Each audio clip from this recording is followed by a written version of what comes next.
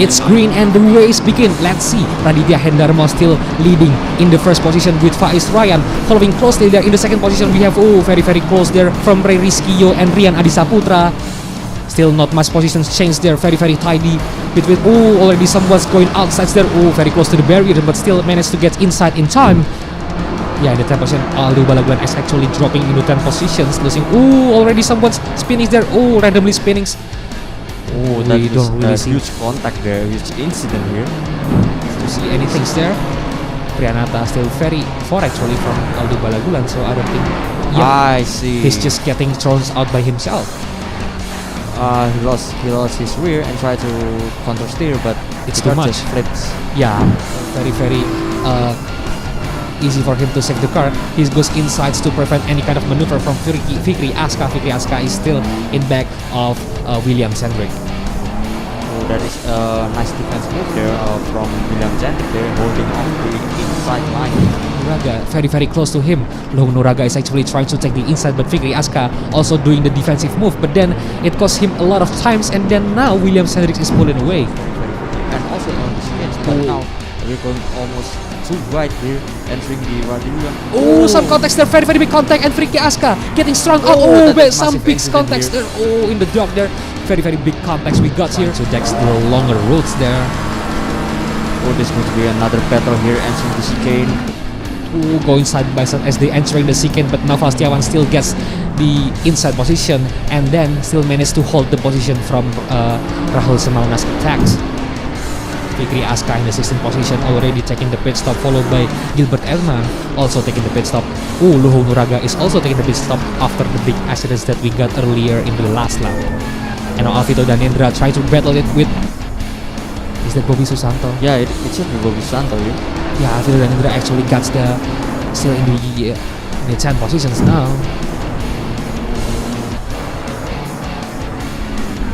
Priyanata does a mistake again. It looks like Granada is a bit struggling here on the night race. Now in the 6th positions rather than 4. Aldo Balaguan getting closer and closer with the slipstreams there. Now getting side by side, Aldo Balaguan gets the inside of Den Harya. Very tight there indeed, and he managed to overtake Den Harya on the last comms. Very clean move from Aldo Balaguan, definitely. But so far it is very interesting, and as we've seen here, Rahul Semauна is overtaking Naval Setiawan, if I'm not mistaken. Yes. Yes, he is. That is very opportunistic maneuvers there. It's Rahul and Noval. Noval sliding a bit, and Rahul just takes the position very easily. I see, that is very unfortunate. Another mistake from Noval, and actually spinning up. Almost get some hits there with another cars. Okay, he's braking. It goes wide. Goes wide there, and very close with Fikri Aska. Some contacts here actually. Is that There's a Fikri contact Aska? there, yeah. It looks like Fikri Aska, I guess. If this pedal set. It's Alvito Danendra is overtaking Naval Setiawan here. Onto the campus here. Too wide, exiting the campus. Naval Setiawan still get the better exit there. Looks like Alvito Danendra just giving some space here between him and Naval Setiawan. They're now definitely closing in into the Blanchimon. Both of them are leaving. Alvito Danendra spun and he lost control of his Bentley here. Closer and closer there, a bit wide, but still okay. Trying to take the inside for the sequence. Going side by side for the sequence. Now Dava Haris gets the inside, but it's Roy Rizkyo ahead. Gets some contact. Roy Rizkyo spun out there. Actually, gets another contact. Actually, still managed to make some space there to pin. Den Harya definitely overtaking on the last source there. Let's see. Still side by side. Yeah. As they entering the Odus and Radion will the same things that happens to Nuraga there happens again here. Looks like car here. Yeah, but then it's also going to affect Raditya Hendarmo's pace, and possibly Dava Haris could get closer even by just even just by a few. Let's see here.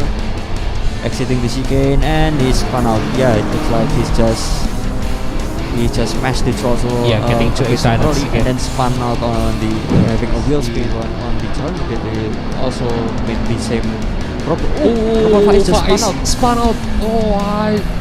Oh my goodness. Is he spun out by himself there? That's unfortunate actually. Oh, this is interesting. Ray Risky tracking from the inside, trying to do the dive bomb. But Faiz Ryan just get the bare exit. Yeah, Ray Risky just missed the breaking point by a lot. Yeah, So someone goes wide. Oh, It looks like Davaris and Faiz Ryan both goes wide, and Faiz Ryan claims the position. Actually, Ray Risky also overtaking Davaris. What a big mistake from Davaris there. See there. So now, ladies and gentlemen, the fourth round of the Java Sim Challenge 2022 Faster Grid is Raditya Hendarmo takes the wins there.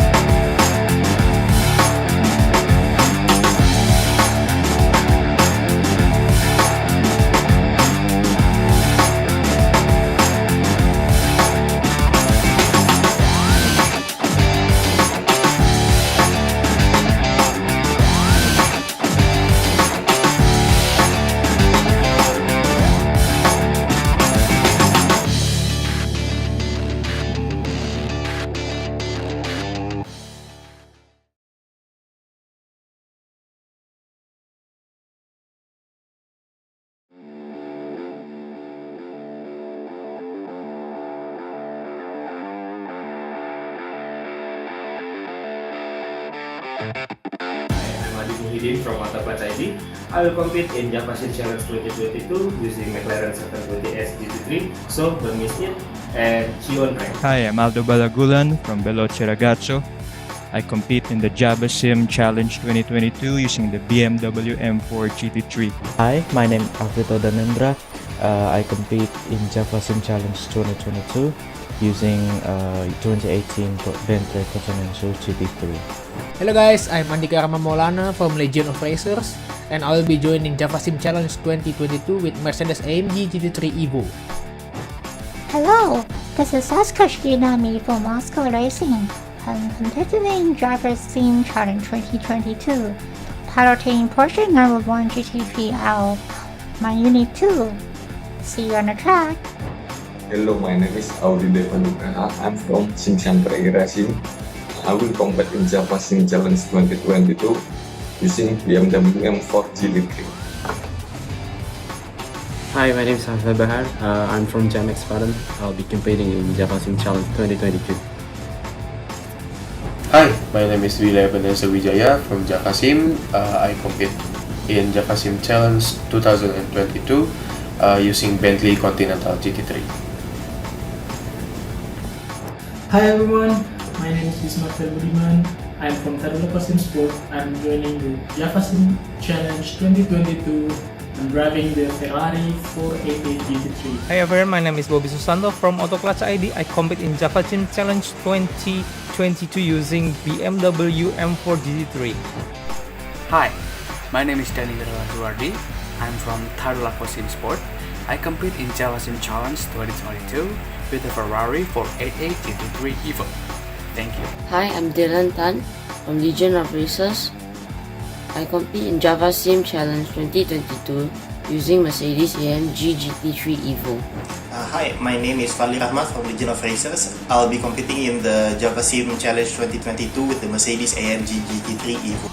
Hi, I am Siki Asko from YLB Racing. I compete in Java Sim Challenge 2022 using BMW M4 GT3.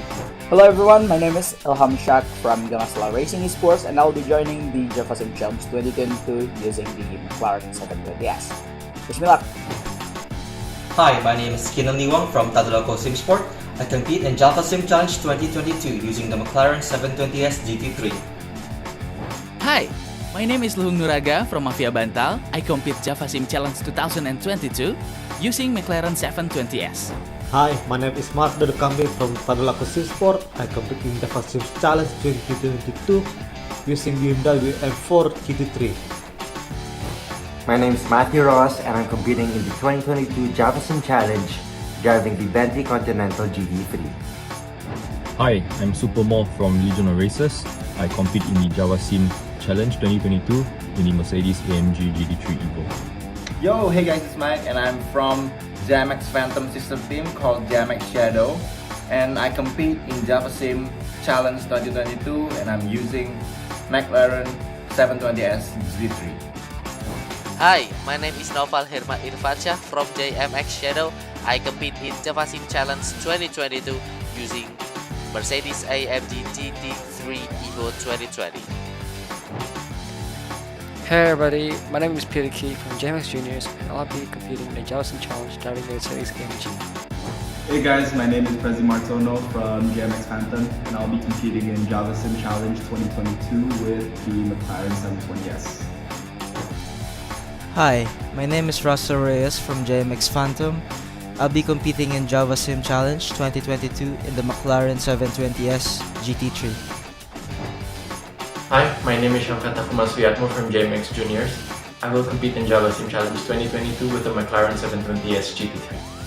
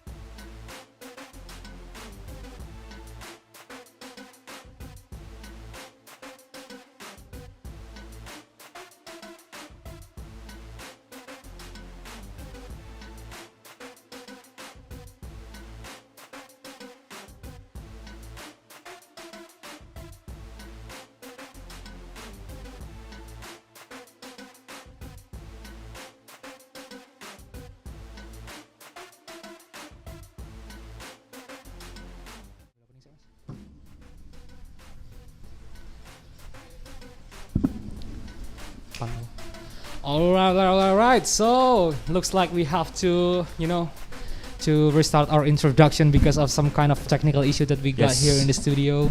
So welcome again Sugeng Dalu. Selamat malam, good evening everyone, and welcome yet again to the Java Sim Challenge 2022. So we're heading now for the 5th round of the Faster and the Super Grid. So this is actually will be the last round, the last and final round for the Faster Grid, and also supposedly also being the last round for the Super Grid. But the Super Grid, as you guys know, last week we have some kind of trouble with the Kunos server, so the Super Grid has to be postponed till it's still not decided yet. I mean, it's between Thursday or Sunday next week. Yep. And for the Super Grid drivers, make sure to vote on our Discord temporary channel. That's for the Super Grid to vote for the date on the Super Grid last round. And maybe we'll be talking about as a final race. We already seen how the Challenger race going in the last Thursday. And Gigi, how do you think the Challenger race? It was pretty chaotic yesterday in the Challenger Grid, so I hope that we will get some interesting actions here also in the Faster Grid. Mm-hmm. So because in the Challenger Grid we have actually two of the leading standing drivers, Mada Andika and Renaldi Wijaya, actually very close to each other. Yeah, and both get accidents in the early part of the race. Yep. So basically in the first lap, if I'm not mistaken, they're all getting some kind of trouble. Renaldi Wijaya is spinning out of curbs in the 1-3R. Yep.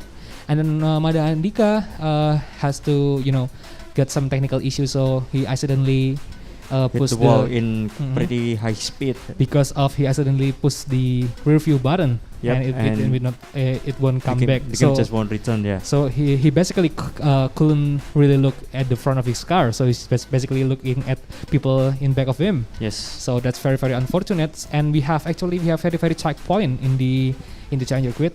And also here in the Faster Grid we have very, very tight grid with the top two position, Aldo Balogun and Faiz Ryan, only separated by 2 points. Yes, very, very close indeed. It is much more tighter than the Challenger Grid, because yesterday on the Challenger Grid between Renaldi and Mada Andika is separated by 4 points, but this is only 2 points. So this is some kind of next level competitions we got here between Aldo Balogun and Faiz Ryan. Definitely going to be whoever wins this round will be the winner of the grid. And then we also have Raditya Hendarma with 77 points, is also competing for the win actually.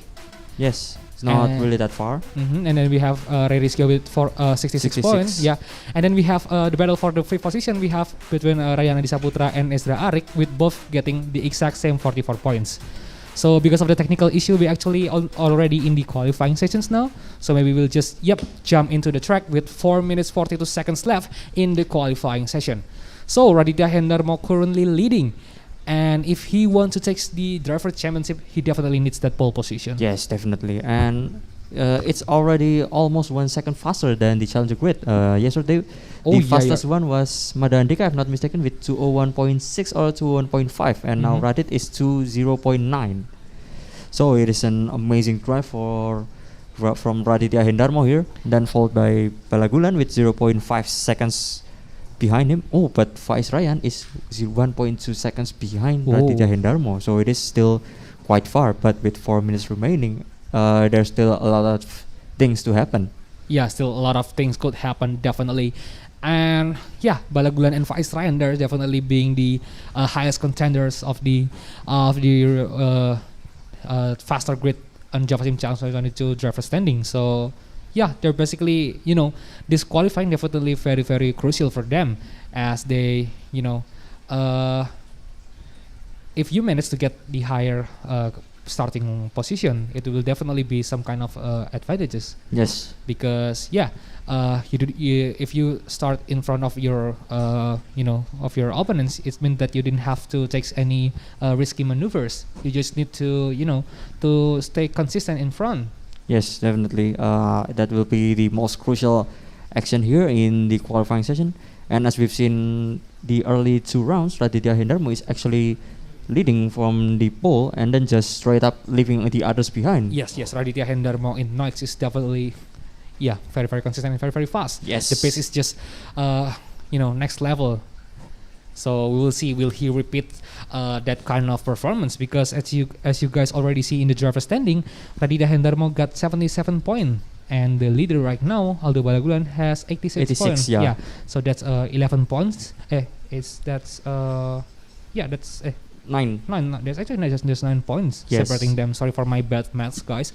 But it's only 9 points for separated them. But if we look at this current positions here, with Aldo Balagulan in the second position, I don't think that enough for Raditya Hendarmo to take the championship. If Balagulan still takes the second position, at least he will get another 23 points, and maybe if he set the new fastest lap, could get 24. And that wasn't enough for Raditya Hendarmo to. Yes. So even though Raditya Hendarmo gets the pole position, he still definitely needs some luck to maybe Aldo Balagulan make some mistakes to get the Driver Championships win. Yes, definitely. Because 9 points, the difference between them in the driver standing so far. But the rewards that the drivers get between the first, second, third, fourth, and fifth position is only separated by 2 points each. So it's like the first position gets 25 points, and then the second gets 23, the third position gets 21, the fourth gets 19, and the fifth position gets 17. Yeah. So if Hendarmo want to win the Drivers' Championship, he needs to finish first, while Aldo Balagulan need to finish. I'm not quite sure. Out from 8. Yeah, it's from 8. Or it should be like if he finish in sixth position, which only got 15 points, then maybe Raditya Hendarmo will win by only 1 point. Yeah, that is also possible, but also it's not just for Aldo Balagulan, it's also for Faiz Ryan. Yeah, Faiz Ryan still. They could only separate it in 2 points. So even though Faiz Ryan still now out of the top 3 position, then but it's still very, very big chance for him, because he definitely got that 84 points, which is a lot compared to Raditya Hendarmo's 77s.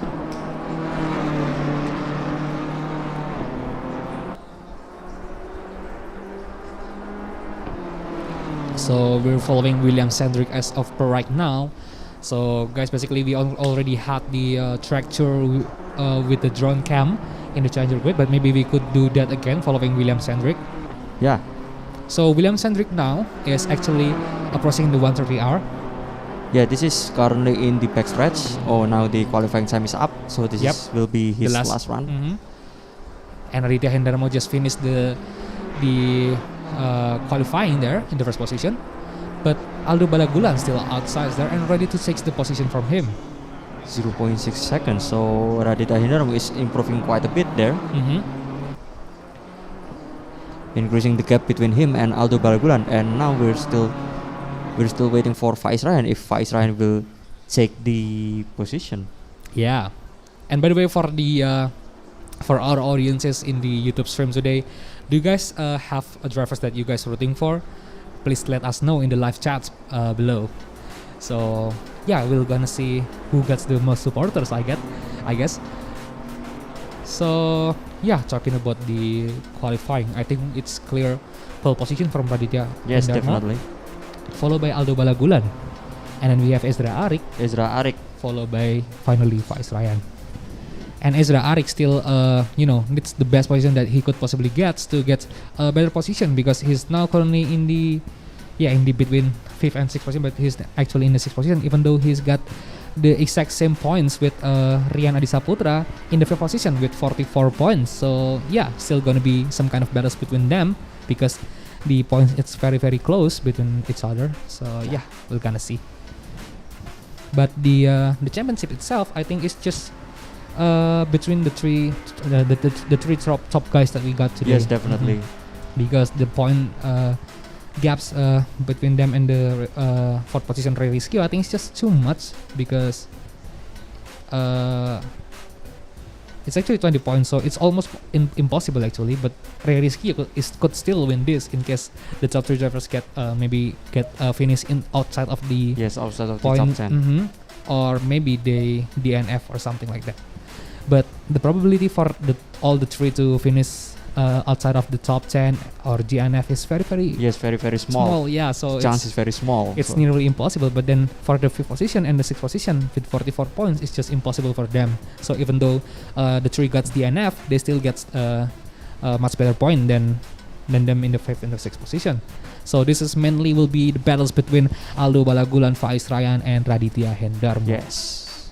Actually, Raditya Hendarmo in the faster grid is a bit like Renaldi Wijaya.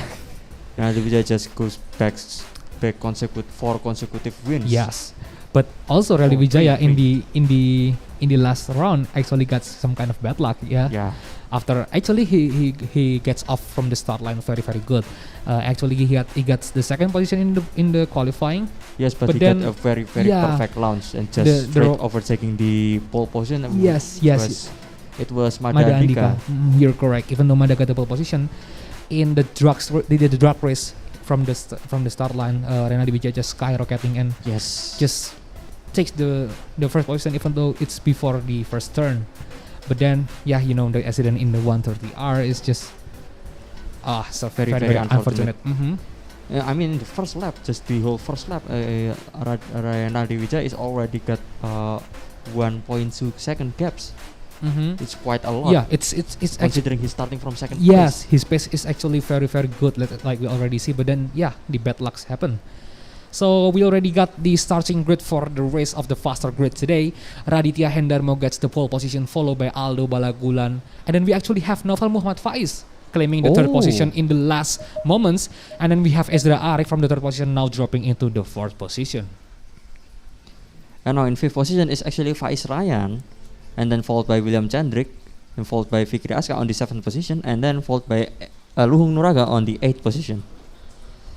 So basically we have the top 3 guys in the top 5 of this race today. And in the 9th position we have Ray Rizkio, the current 4th position in the driver standing, followed by Den Harya. And then we have Alvito Danindra in the 11th position, followed by Audi Devan Nugraha in the 12th position.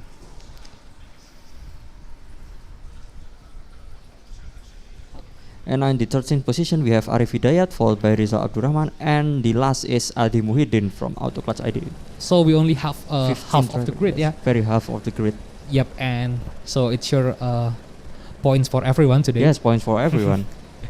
So the unique thing is, even in Challenger grid, we also only have 18 drivers. So I think in the final race, they just if they know they wouldn't make it, they just not taking part in the race.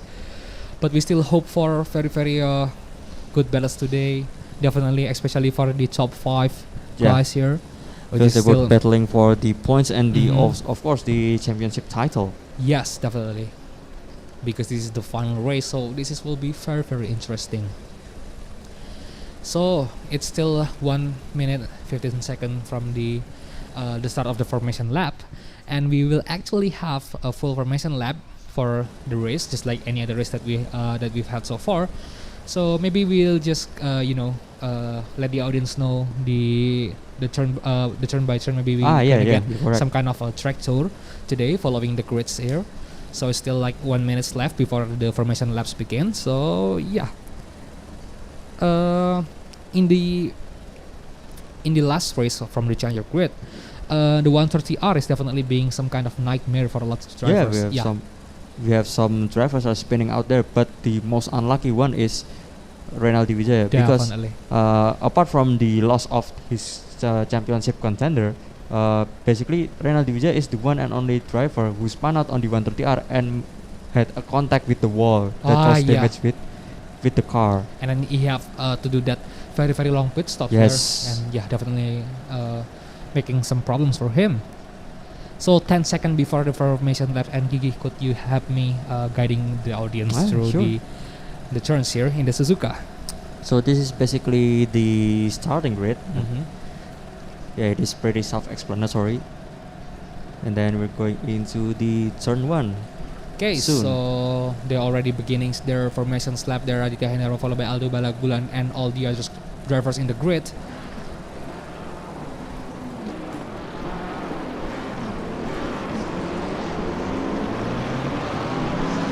Okay, now we're going into the first corner. Yep, this is. It's going into the first corner, and then after the first corner there, first corner is combined from two right-handers, and now we're going into the snake. Basically, it's the combination of S's here, left and right corners. Yeah, we're still on the S's here, or still called the snake. And at the top part of the snake, actually, we have a bit elevation changes here, which has thrown a lot of challengers grid drivers out of the balance there. Yes, and then into the downhill, and now we're going into another uphill into the Dunlop. This one is called the Dunlop here. Very, very interesting, because just exiting at the top of the snakes, the elevation is a bit high, and then just drop a bit, and then goes up again onto the Dunlop. And then we have Degner here. We have Degner 1, first right-hander, and then followed by Degner 2. Degner 1 is basically just small right-hander, and then followed by Degner 2. It's almost 90-degree right-hander. So you have to do 2 times braking there on the Degner section. Definitely some of the most hard part here. Yes, and now into the hairpin, and then followed into the 200R, which is basically a long right-hander. Very high speed here, and this is also where Mada Andika had an accident yesterday. Oh yeah, because of the technical issue. So basically, 200R is basically a long right-hander, but due to the technical issue, Mada Andika couldn't see what's happening in front, so the car just goes straight into the wall. And now entering the spoon curve. This is basically a combination of 2 right-hander. The one is a bit long, and it's almost shaped like a spoon. So pretty self-explanatory why it's called the spoon curve. And then exiting the spoon curve, we have the backstretch. Basically quite a long straight here, just before 130R.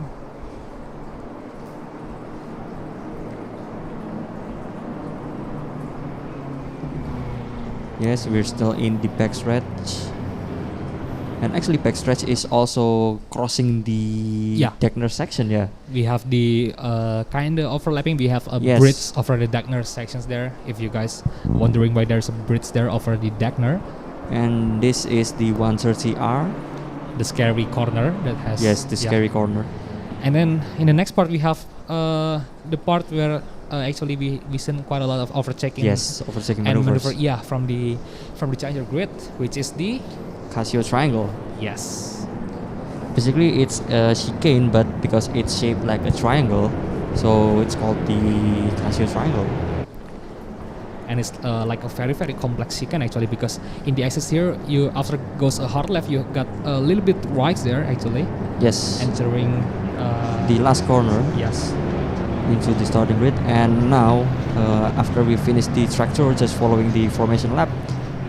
So they're closing into the starting line here, the last and final race for the faster grid.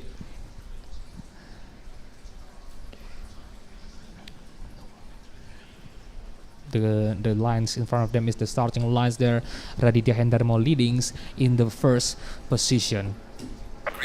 It's green and the race begins. So Raditya Hendarmo still leading the grids here, but Aldo Balagulan goes side by side. In the outside Aldo Balagulan, Raditya Hendarmo still takes the first position, entering the first corner there.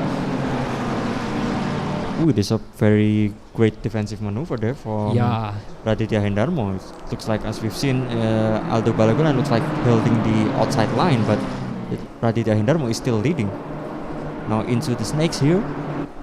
Still very tidy so far, and very clean race. Not much of a position change so far. Yes. As they're entering the snakes here, very hard part of the circuit. Raditya Hendarmo is actually pulling away from Aldo Balagulan. Yeah, because Aldo Balogun, and it looks like he's still being chased by Naval Faiz quite close here, so maybe he needs to do some defensive maneuver. And actually Faiz Ryan already getting overtaken there by Williams Hendrick. So Faiz Ryan actually now dropping to the 6th position. This could be bad news for Faiz Ryan if he did not get the position back. Because it's only 2 points between him and Aldo Balagulan. So if these positions didn't change at all, then Aldo Balagulan will clearly take the driver championships. Ooh, Alvito Danendra gets really close with Luhung Nuraga there, maybe trying to get a little bit of slipstreams. Very, very tight indeed here onto the 200R, entering the spoon. Another was very, very deep. Yep. Oh, almost got some context there. Very, very close between Alvito Danendra and Luhung Nuraga. Definitely got the better exit there. Luhung Nuraga out exiting the spoon curve. Now into the backstretch. And actually the 130Rs in front, which is already taking a lot of victims in the challenger grid. Alvito Danendra step in bit inside of the curves there, but still safe for him. As they're entering the Cassius triangles now, Alvito Danendra still maintaining very, very close distance with Luhung Nuraga. But now Arvidats is now joining the party here and, getting very, very close with Alvito Danendra. Trying to take some tighter line, but then Alvito Danendra's speed is still faster than Arvidats, so Arvidats still needs to get a bit of slipstream to make some kind of maneuver as they entering the first corner here. Oh. So it's not enough for Arvida to take any kind of overtakings now. Yes, but definitely he's very, very closing in on the main straight there. Oh, now we're back with Ray Rizio, who is thrown on the 8th position now, behind Fikri Aska. And Faiz Ryan actually now already taking the pit stop. Oh, something's bad happening with Faiz Ryan. We don't know for sure what happens in the crowded starts that we got today. Or maybe we just decide to do a pit now to get some clean air, because as we seen earlier, it is very, very crowded there. Yeah, could possibly be. But now Raditya Hendarmo is for sure the holder of the fastest lap so far. Yeah, with 2.2 seconds ahead. So Alvito Danendra getting pressed by Arif Hidayat that tried to take the longer route through the outsides there. Entering the hairpin. Oh, Arif Hidayat goes right there. Clip the grass. That is very unfortunate for Arif Hidayat there. Yeah, so Arif Hidayat miscalculate his maneuvers there. As you could see here in the replay, Arif Hidayat trying to take the inner side for the hairpin, but then he goes a bit wide and clips the grass, and just there's nothing he could possibly do actually. Yeah, so Arif Hidayat has to go through the beginning all over again to get the best position. Very, very unfortunate there, now in the 14th position, second from last there. Yeah, and considering that Faiz Ryan is now in the pit stop, so Arif Hidayat definitely needs to catch a lot of gaps here to get back to the grid. But now we have almost three-way battles here between Alvito Danendra, Reza Abdurrahman and Audi Devanugraha, I believe. Entering the Casio triangle there, still very close between. Also we got Adi Muhyiddin, the victim of 130R. Yeah, actually. So what happens here? We're still on the backstretch here. Yeah. So maybe try to join the party there. But then, what possibly happens here in the legendary 130R of the Suzuka circuit? Adi Muhyiddin trying to take. He clips the inside of the 130R too deep there. Yeah, it's definitely too deep to the inside, and just when you clip that grass, it's definitely over for you. Yes. It definitely will unsettle the car. And now Adi Muhyiddin following Faiz Ryan's way. Also, Noval Faiz is now in the pit stop as well. Noval Faiz already exiting the pit stop there. So we have quite a big position change actually in the top 6 kind of areas there. So we have Ezra Arik now in the 3rd position, getting the position that being left by Noval Faiz that already in the pit stop now. Yep. And then we have William Cendric and then Haria that grabs the 4th and the 5th position. And still very, very close there. Yep. Even though the drivers is not that much. Reza Abdurrahman trying to do some defensive moves actually. This is very, very interesting battle there between Alvito Danendra, Reza Abdurrahman and Audi Devanugraha there, battling for 8th position. Yep, and Rizal Abdurrahman definitely not in the best position now as he is in between the sandwich between Alvito Danendra and Audi Devanugraha. Yes, one small mistake that will very costly. He lost the position. Yes, and looks like Arif Hidayat getting closer and closer to the party of the trees here. Definitely got a better pace here for Arif Hidayat there, but still a lot of ground to catch up because it's still 4.6 seconds behind. I actually wondering what happens with Luhung Nuraga. He's now throwing the 12th position between Arif Hidayat. Oh, yeah, As I recall, he actually doesn't get any kind of. Oh, we actually have Reza Arik is almost side by side here with Aldo Balagulan takes the inner side for the next corner. So almost side by side, but still Aldo Balagulan in front. But now Reza Arik gets the inner position and claims the second position from Aldo Balagulan. Ooh, this is definitely a tight battle there between Ezra Arik and Aldo Balagulan. And while the gap is still small here, let's see who will get the better pace at the snake section. Ezra Arik still taking it the very tidy line there, but Aldo Balagulan is very close indeed now. Getting closer and closer, but in the snakes you couldn't really overchase except you want to take like very big race actually. So let's see what Aldo Balagulan could do to reclaim the position back from Ezra Arik. Now definitely on the Dunlop, Aldo Balagulan is now slightly faster there on Dunlop. Yeah, looks like going into the Degner. I think Aldo Balagulan just need the perfect opportunity to overtake there. Yeah. But definitely there's someone that's taking the big advantages from this battle. That is Raditya Hendarmo is now with 3 seconds gap from Ezra Arik. Yeah, definitely very consistent drive and also very fast for Raditya Hendarmo. Yeah. So it's not even 10 minutes into the race, but we already got some kind of drama, some kind of maneuver, some kind of accidents here in the race.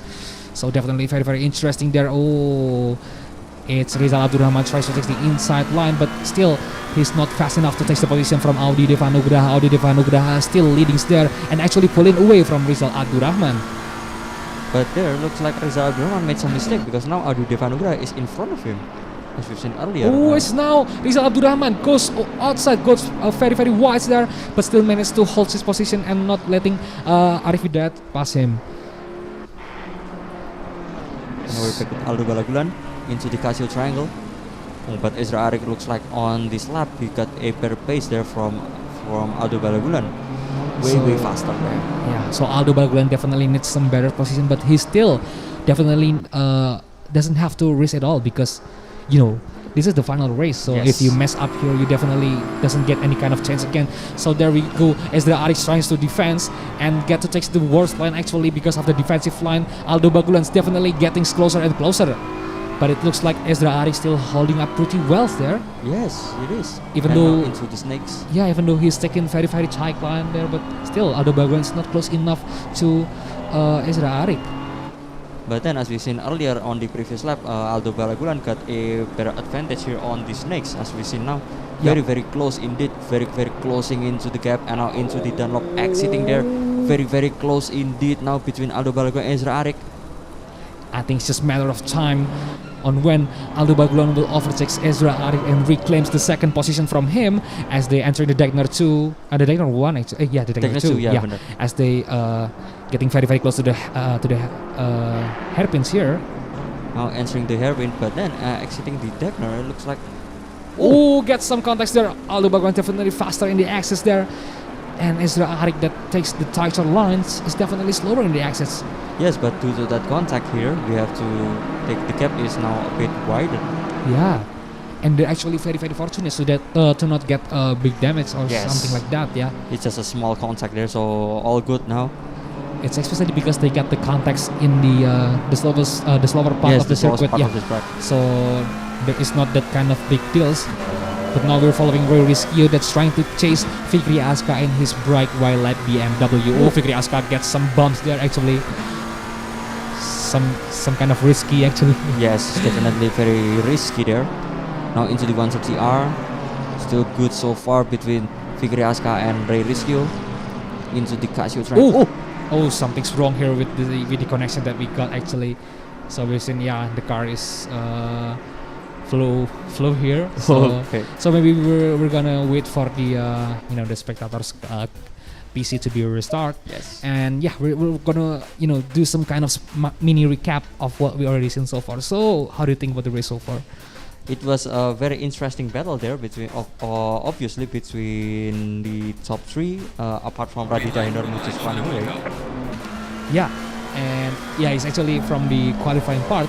There are very distinctive position change. I mean, we've seen a lot of top five drivers that actually getting thrown back to the back of the grid. Yeah. So we're actually now is back again with the race. Already looking good now. Ray Rizkio having 0.5 seconds gap there with Fikri Aska. So definitely still very consistent gap. And we have someone very close there. It's William Cendric and then Haria, I believe. And now, because both of them are battling now, so now Fikri Aska, there's a chance to join. Getting very close between them in the sequence here. Oh, we have 2-6 or 2-7 actually, still very close. Very close, and they're definitely going to, put some kind of new flavor into the battles between Ezra Arik and Aldo Balagulan, because definitely. as they getting closer and closer, it means that Aldo Balagulan maybe will be affected by the drivers from behind that's trying to attack. But now it looks like Ezra Arik get a bit spins there, and Aldo Balagulan gets the better exits. But now it looks like it's still very consistent between them. Yes, but Aldo Balagulan is definitely way faster here on the 130R because of the slipstream. Let's see. Oh, but it's very risky to overtakes here, and Aldo Balagulan definitely not going to take any kind of big risk as Ezra Arik gets a bit wide, and they almost getting side by side entering the Casio triangles. Oh, getting very bumper close to bumper actually. But now it's William Cendric and then Haria is really close to joining the party between them two. Oh, this is going to be an interesting battle here between Ezra Arik and Aldo Balagulan here. Aldo Balagulan tries to get the overtake from the outside.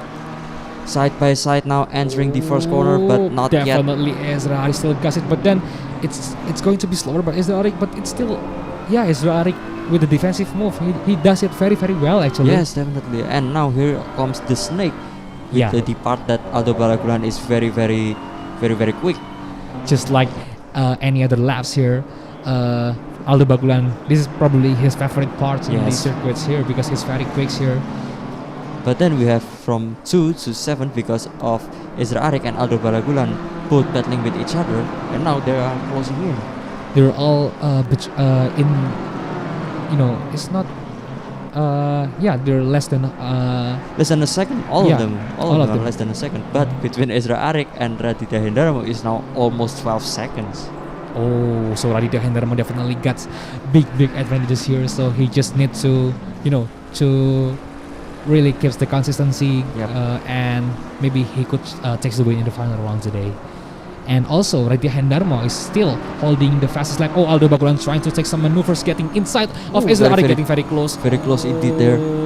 Entering the sponge here, I believe. Aldo Balagulan takes the wider lines in the entrance of the corner, but then still got nowhere to take the position from Ezra Arik. So I think Balagulan is having a lot faster pace, but then it's just about the time. I mean, he doesn't get the opportunity yet. The opportunity onto the overtake. So this is a bit frustrating also there maybe for Aldo Balagulan.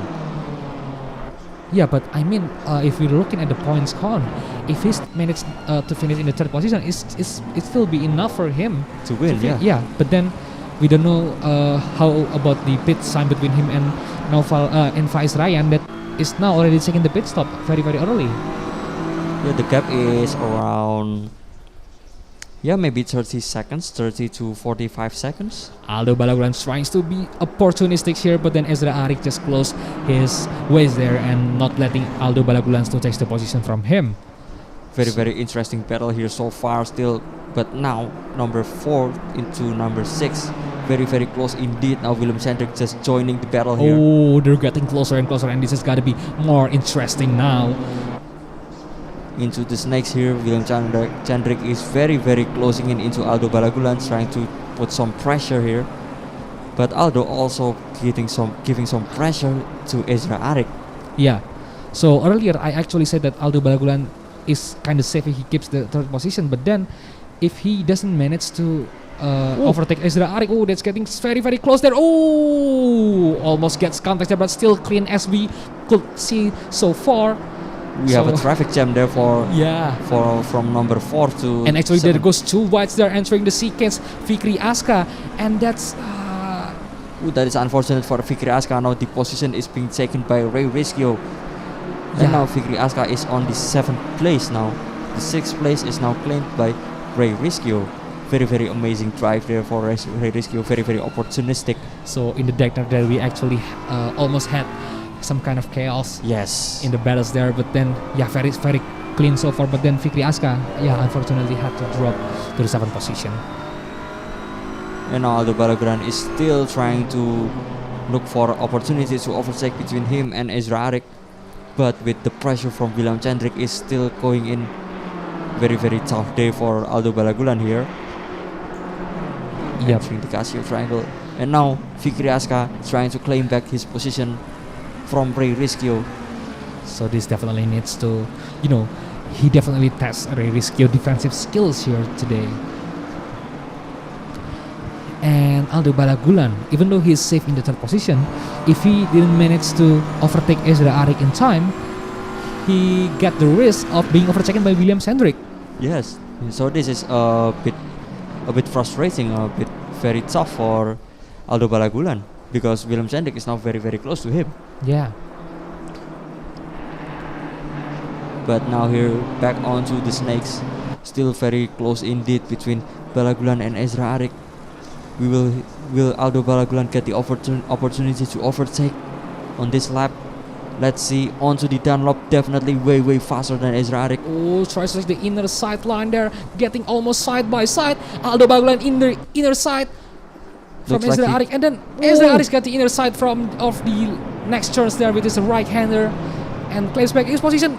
Unfortunately, we had another connectivity problems here in the intense amount of battles, so that's definitely unfortunate. But then, we already seen the fight so far is very good within them. So Aldo Balagulan definitely have the faster pace, but then the defensive skill of Ezra Arik is actually very good. Yes.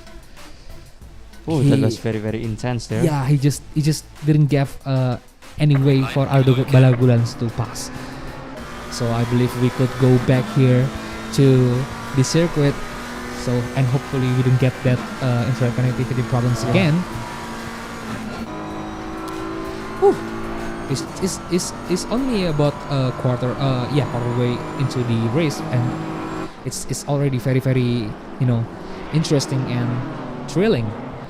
Oh, Balagulan's get a bit outsized there, and that's actually very scary. I mean, I'm scared to see that because we already get Ronaldo Wijaya that getting spun out that way. Yes, so it's we definitely hope for them to not getting the same mistakes there, because it's going to be very unfortunate. And Aldo Balagulan getting way better exits now, getting side by side, almost side by side actually, with Ezra Arik. But Aldo Balagulan will get the outer side for the next turn, breaks a bit early and not going to race it in. So you can see again the defensive move of Ezra Arik is very great here. But now we're seeing William Chandrik now is being chased by Den Harya, I'm not mistaken. It looks like it's him, or it's Ray Rischio. I don't. It's Den Harya with the black beam. Ray Rischio is now in 10th position. So I think he got some kind of accidents there, maybe in the diver when the connectivity starts to mess up a bit. But we still have the endless battles actually between Aldo Balagulan and Ezra Arik still going by now as they entering the Dagner 2, closing into the hairpin. Ezra Arik goes a bit wide there into the small right-handers here. Ezra Arik still ahead of Aldo Balagulan. Oh, getting very close between each other, and Dan Harya actually takes the position from William Chandrik. Oh, Aldo Balagulan there trying to defend from Dan Harya. Actually very risky. Oh, this is very interesting battle there. We have three-way battle there for second position between Ezra Arik, Balagulan, and now Dan Harya. So instead of William Chandrik, we actually got Dan Harya now joining the battle first. But now William Chandrik is making it a four-way battle. Oh, almost get some contest there with Dan Harya. Aldo Balagulan is now closing into Ezra Arik and leaving Dan Harya there. Yeah, Dan Harya just almost just spin out there on the and middle Fikri of the Aska corner. joins the battles there with William Chandrik. Side by side into 130R. Yes. Let's see what they will do here? Oh, Fikri Aska decides to give way to William Cedric and not going to risk at all because he's in the inner and tighter line. So if he just not breaking that early, he could just getting thrown outside. Yeah, also maybe cause. It's now Ezra Arik already taking the pit. Yes, trying to take the undercut strategy now, and now Aldo Balagulan's trying to get as fast as he can to get away from Den Haria, William Cedric, and also Fikri Aska there. But yeah, looks like without Ezra Arik in front of him, this could possibly another quick lap for Aldo Balagulan, because as we've seen earlier in some parts of the track, Aldo Balagulan is definitely much faster than Ezra Arik. Lot faster. But now, as Ezra Arik already entering the pit stops there, the gaps between Raditya Hendarmo and Aldo Balagulan is in 28 seconds actually. So we will wait for the refresh there, and I think it's going to be very big of a gaps between them. Yeah, and because from the qualifying session, as we've seen earlier, Raditya Hendarmo definitely got the advantage of the fastest lap there. Yes, with and look 0.6. Look at that, 22 seconds of gaps. Fikri Aska getting very close with William Cedric there. Yeah, 22 seconds, very tough to chase here. Yep. So I think now it's the battle between William Cedric and Fikri Aska that's getting more intense now. Oh, what an intense race so far. Yep, very intense indeed. And because of Ezra Arik, we have some interesting battle here now. We have from 2nd to 6th actually close to each other. So, almost a bit twitchy there from Willem Cedric. Some wild move actually. And now the exit seem very good for him. So yeah, it looks like Aldo Balagulan is now already pulling away from Den Haria there. Yep, almost 1 second there. See? It's 1.1 second actually. Yeah. Between him and Den Haria, so it is gradually increasing the gap now with Aldo Balagulan with Den Haria. Definitely Aldo Balagulan pace is very fast there, and now with the fact that Ezra Arik is now in the pit stop and now in the 12 positions there, it's just clear way forward for Aldo Balagulan to chase Hendarmo. Yeah, but now the problem is Aldo Balagulan will be fast enough to leave Ezra Arik behind. Yeah, and also you need to remember that we still have Faiz Ryan there. Yeah, he's now in the 11th position, but he already done the pit stop, and I believe because of Ezra Arik defensive move on Aldo Balagulan, Faiz Ryan could possibly getting closer to Aldo Balagulan. Yeah, sure. Because in just a few laps of battle there, it looks like 3 or 4 laps battle, the gap is very far there between Ezra Arik and Raditya Hendarmo from the first battle there between him. So this is going to be still very interesting race with 36 minutes left remaining. Yes. Almost halfway into the race here, and already a lot of position change that we got today. And Fikri Aska still trying to get that opportunity to overtake William Cedric. Getting very close there. Almost some context there. You can see the face of Fikri Aska in the bottom right of your screens there, ladies and gentlemen. Very close to each other there indeed on the hairpin, but William Cedric now definitely got the better exit now onto the 200 are very quick indeed, entering the spoon corner very early in the brakes, while Fikri Aska there takes the bit late. It's closer and closer actually. Yeah, Fikri Aska now is definitely faster than William Cedric, so it is going to be interesting now into the backstretch. Having the slipstream is definitely an advantage for Fikri Aska into 130R. Let's see. But let's see, will he do any kind of maneuvers here? Not yet, said Fikri Aska. Definitely still, maybe he's just waiting for Cedric to make some kind of mistakes there. William Cedric now in the Cassia triangle. Yep, try to defense there. Is actually they got Alfredo Danendra is closing in and joining the party here. I see. William Cedric just decided to pit early there to do undercut strategy here. But now Fikri Aska get Alfredo Danendra that's now closing in because of the battles that Fikri Aska had with William Cedric. Very intense so far. You could see there Alfredo Danendra breaking a bit late and gets very close. That is very late braking maneuver from Alfredo Danendra, and that is very close now indeed. Very brave there actually. Yeah. I thought he was going to go wide there because of the Yeah, I late thought braking. also. But it looks like he calculated the braking points very, very right because he still managed to keep the ideal racing line and now is not really far behind Fikri Aska. But now, Fikri Aska definitely is the pace is way better there on this next section, onto the Dunlop and onto the Degner, because now he's leaving Alvito Danindra behind. Oh, Alvito Danindra got a bit wide there. Entering the hairpin here, it's still definitely fast. very far of gaps there as they entering the sequence. You look at that. It looks like they're very near, but then it's the slow part of the circuit, so it's actually big gaps there they got there. Yeah, you can already see here again. Fikri Aska is now pulling away with Alvito Danindra, but Alvito Danindra looks like he's closing in as they are almost entering the spoons here. Oh, gets a bit wide there. Oh, very wide indeed. Yeah, and definitely Fikri Aska going to pull in away from Alvito Danindra, or could he? Yeah, no, let's see. Because Alvito Danindra is, maybe he's just trying. He's taking some kind of crazy move, taking a big risk, but then it looks like still worth for him so far. And now into the 130R, the gap is now 0.8 seconds. If I'm not misread it. It's 0.8 or I don't know for sure. But now we have the action here where Audi Devanugra is getting closer and closer with Rizal Abdurrahman. Yeah. Rizal Abdurrahman now, who was on the 10th position, if I'm not mistaken, now is on the 6th position. Oh, Fikri Aska is now already on the pit. Already taking the pit stops there. So with 32 minutes remaining, we have half of the grid already entering the pit now.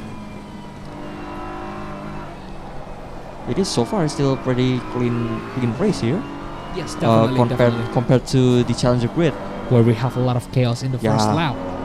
We didn't expect to have much chaos on Suzuka, but yet because it's the final round also for them.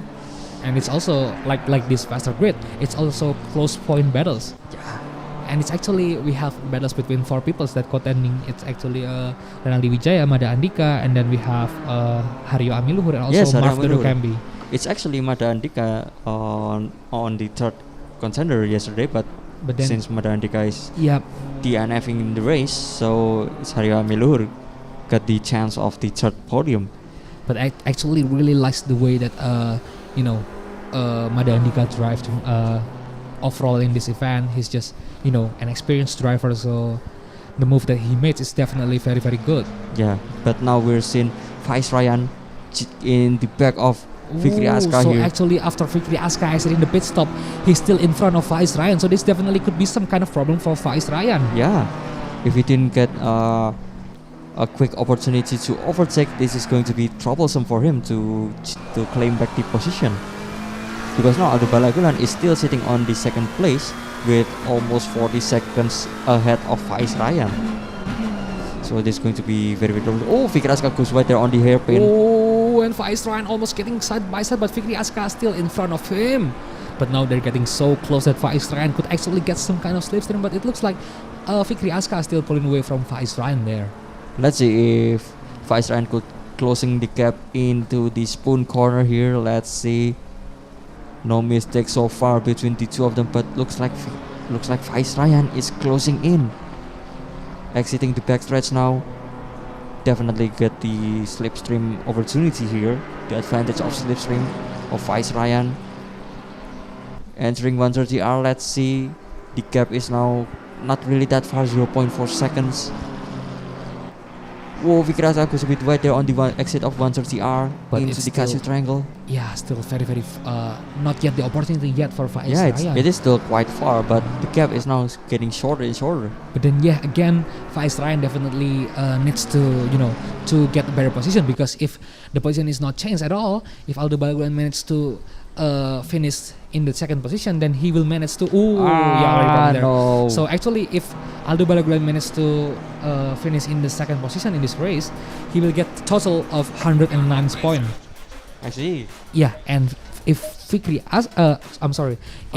Ryan is only finished in the 9th position, he will only get a total of 83 points. So that's very big gap. Yeah, actually. huge gap there. Mm-hmm. So this is still going to be very tough tough race there for Faiz Ryan to claim back the position, because he's still on the 9th position with, what was it, almost 20 Yeah. 20 different gap there. If Yep. he still finish on the 9th position. Yes.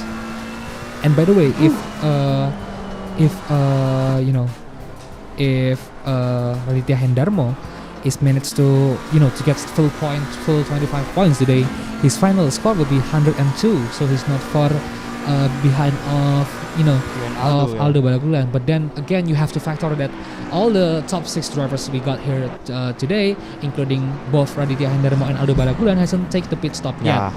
So that's definitely some kind of advantages for Faiz Ryan that already taking the pit stop. Let's just hope that none of these drivers miscalculated their fuels. True. Because it's happened a lot so far in the tournaments that we got. I mean, in the Java Steam Challenge 2022. So we currently got Alvito Danindra, as you could just see in the screen a few seconds ago. He's taking the pit stops now. So that's leaving the top 5 here. They hasn't get into the pit yet. And now into this next section, let's see who is faster here. Reza Abdurrahman, Audi Devanugraha. Very, very tidy there from both of them. But it looks like they both have the same pace. Yeah, but I think the snake part is also, some drivers may be being very, very good at it, and some drivers, some others is just, not as good. Like we could see average. Aldo Balagulan maybe is one of the best drivers that we could see in the snake. Maybe he really mastered it because he knows this is one of the most difficult part of the tracks. But it is one of the most interesting part of the track also. Definitely. Reza Abdurrahman looks like he just got a bit slide there onto the exit of Degner 2. And Audi Devanugraha, even though he's getting a bit wide in the exit of Degner 2, is now definitely closing into Rizal Abdurrahman. But then it's a bit wide there, not as tidy as Rizal Abdurrahman. And Rizal Abdurrahman definitely pulling away. Definitely got the better exit there out of the hairpin there. Yes. Into the 200R now. Still, the gap is still pretty consistent there between the two of them. Very tidy there onto the spoon corner. Very, very tidy. But onto the backstretch. Let's see, this should be Audi Devanugraha got the advantage of slipstream.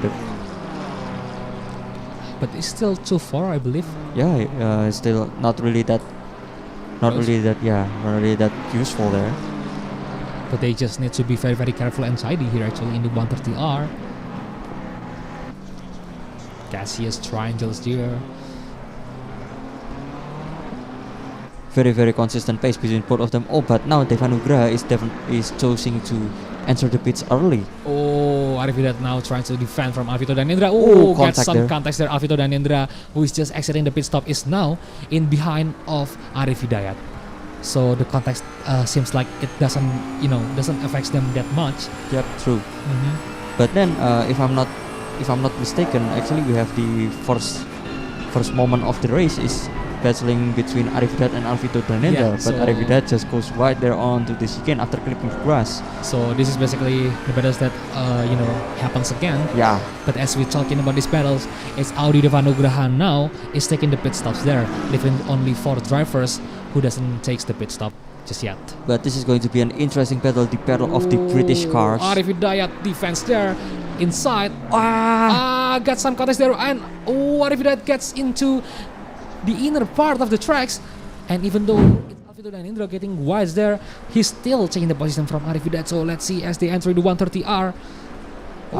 Clips the insides there. And Alvito Danindra has to take the outer road because he needs to not hitting Arif Hidayat there. So yeah, the 130R just get another victims, I guess. And it's actually the same incident that happened to Adi Muhyiddin. Oh yeah, we already seen almost exact accident happened twice in the race today. Oh my god, here we got this is just some kind of not so good things today, but still very, very good race that we got from the drivers today. It is very unfortunate for us actually. It's actually not the internet connection because the stream is actually very, very good now. I think the server got some kind of problems maybe. Yeah, I don't know. Yeah, we still. But the good thing is we still can go back to the race. Yeah, we have flying cars. We have now 4 times we have seen flying cars here on the Suzuka. Oh, we have 16 viewers on the live chat actually. Yep.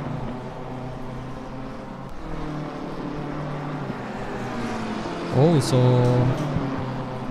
yeah, we're already back in the battles here, and Rian Adi Saputra in the live chat here actually saying good luck to the faster grid, and he's saying that he's absent for the race today. So yeah, so unfortunate actually to see him not joining the race that we got today as the final there's race. no point battles there between Ezra Arik and Rian Adi Saputra. Yeah, that's unfortunate for him. Now back onto the track here, we got William Chandrick there with Audi Devanugraha, another battle of BMWs. Who goes a bit deep there onto the Casio triangle there, William Chandrick.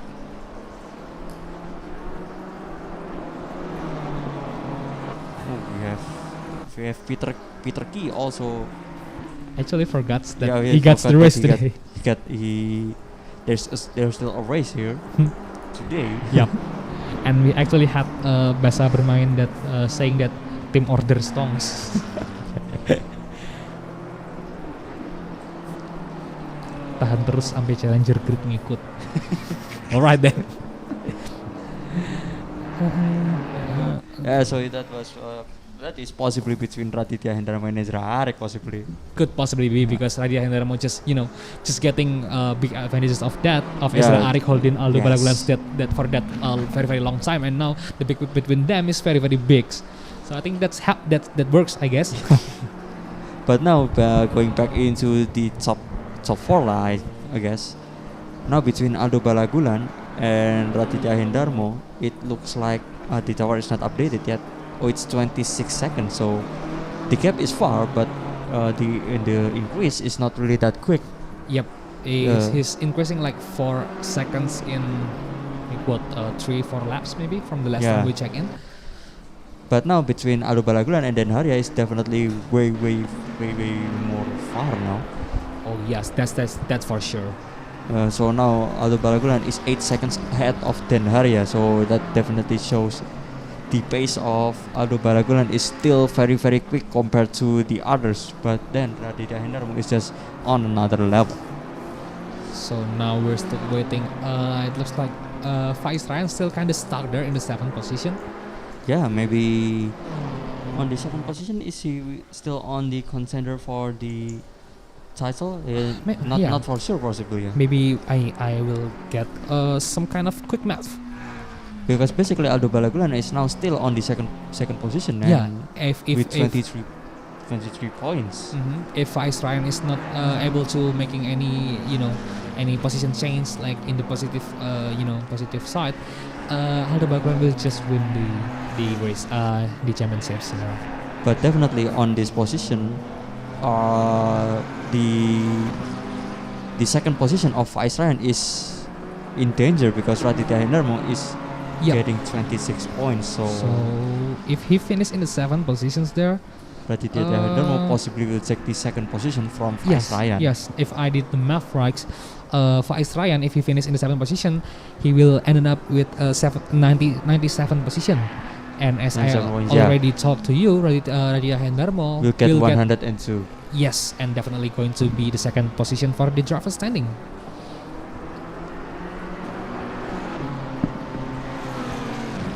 Ooh, we still have 20 minutes and 40 seconds left here in the race, and we're still following Fikri Askar that actually kind of pulling away there from Faiz Ryan. But Faiz Ryan could possibly improve the position there. Oh, he's actually in the 6th position now. Oh, it's Fikri Askar. I'm sorry. But then he still got a bunch of drivers that not pitting yet in front of him. So yeah.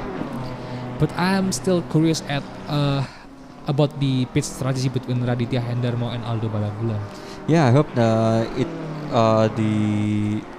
the mistake of Aldo Balagulan on Mount Panorama or Bathurst, it doesn't occur again, as we've seen back then. It was both of them entering the pit at the same time. Yes. So we didn't have any pit stop strategies there. They're basically just just battling out in the circuit, because in the pit lane they just getting along together. But now with 26 seconds of gap, it looks like even if Raditya Hendarmo does the undercut or Aldo Balagulan just to the overcut, it doesn't do any position change if I'm not mistaken, because the gap is not really that. Yeah, it's still not enough. Not enough, yeah. But then about the points count that I already did, I didn't factor that Raditya Hendarmo gets the fastest lap. I mean, if he gets the fastest lap, then the point will be 103, and Aldo Balagulan will be 109. So yeah, 6 point it's still far. difference. It's a bit impossible for Raditya Hendarmo to chase Aldo Balagulan if Aldo Balagulan is still on the second position. So Raditya Hendarmo now is already, just putting as much effort as he could possibly do, but then it all still goes down to Aldo Balagulan. Will he make any mistakes? If he does, then yeah, maybe Raditya Hendarmo will get a shot at the championships there. And now we're still seeing Aldo Balagulan here, trying to do as clean as possible here.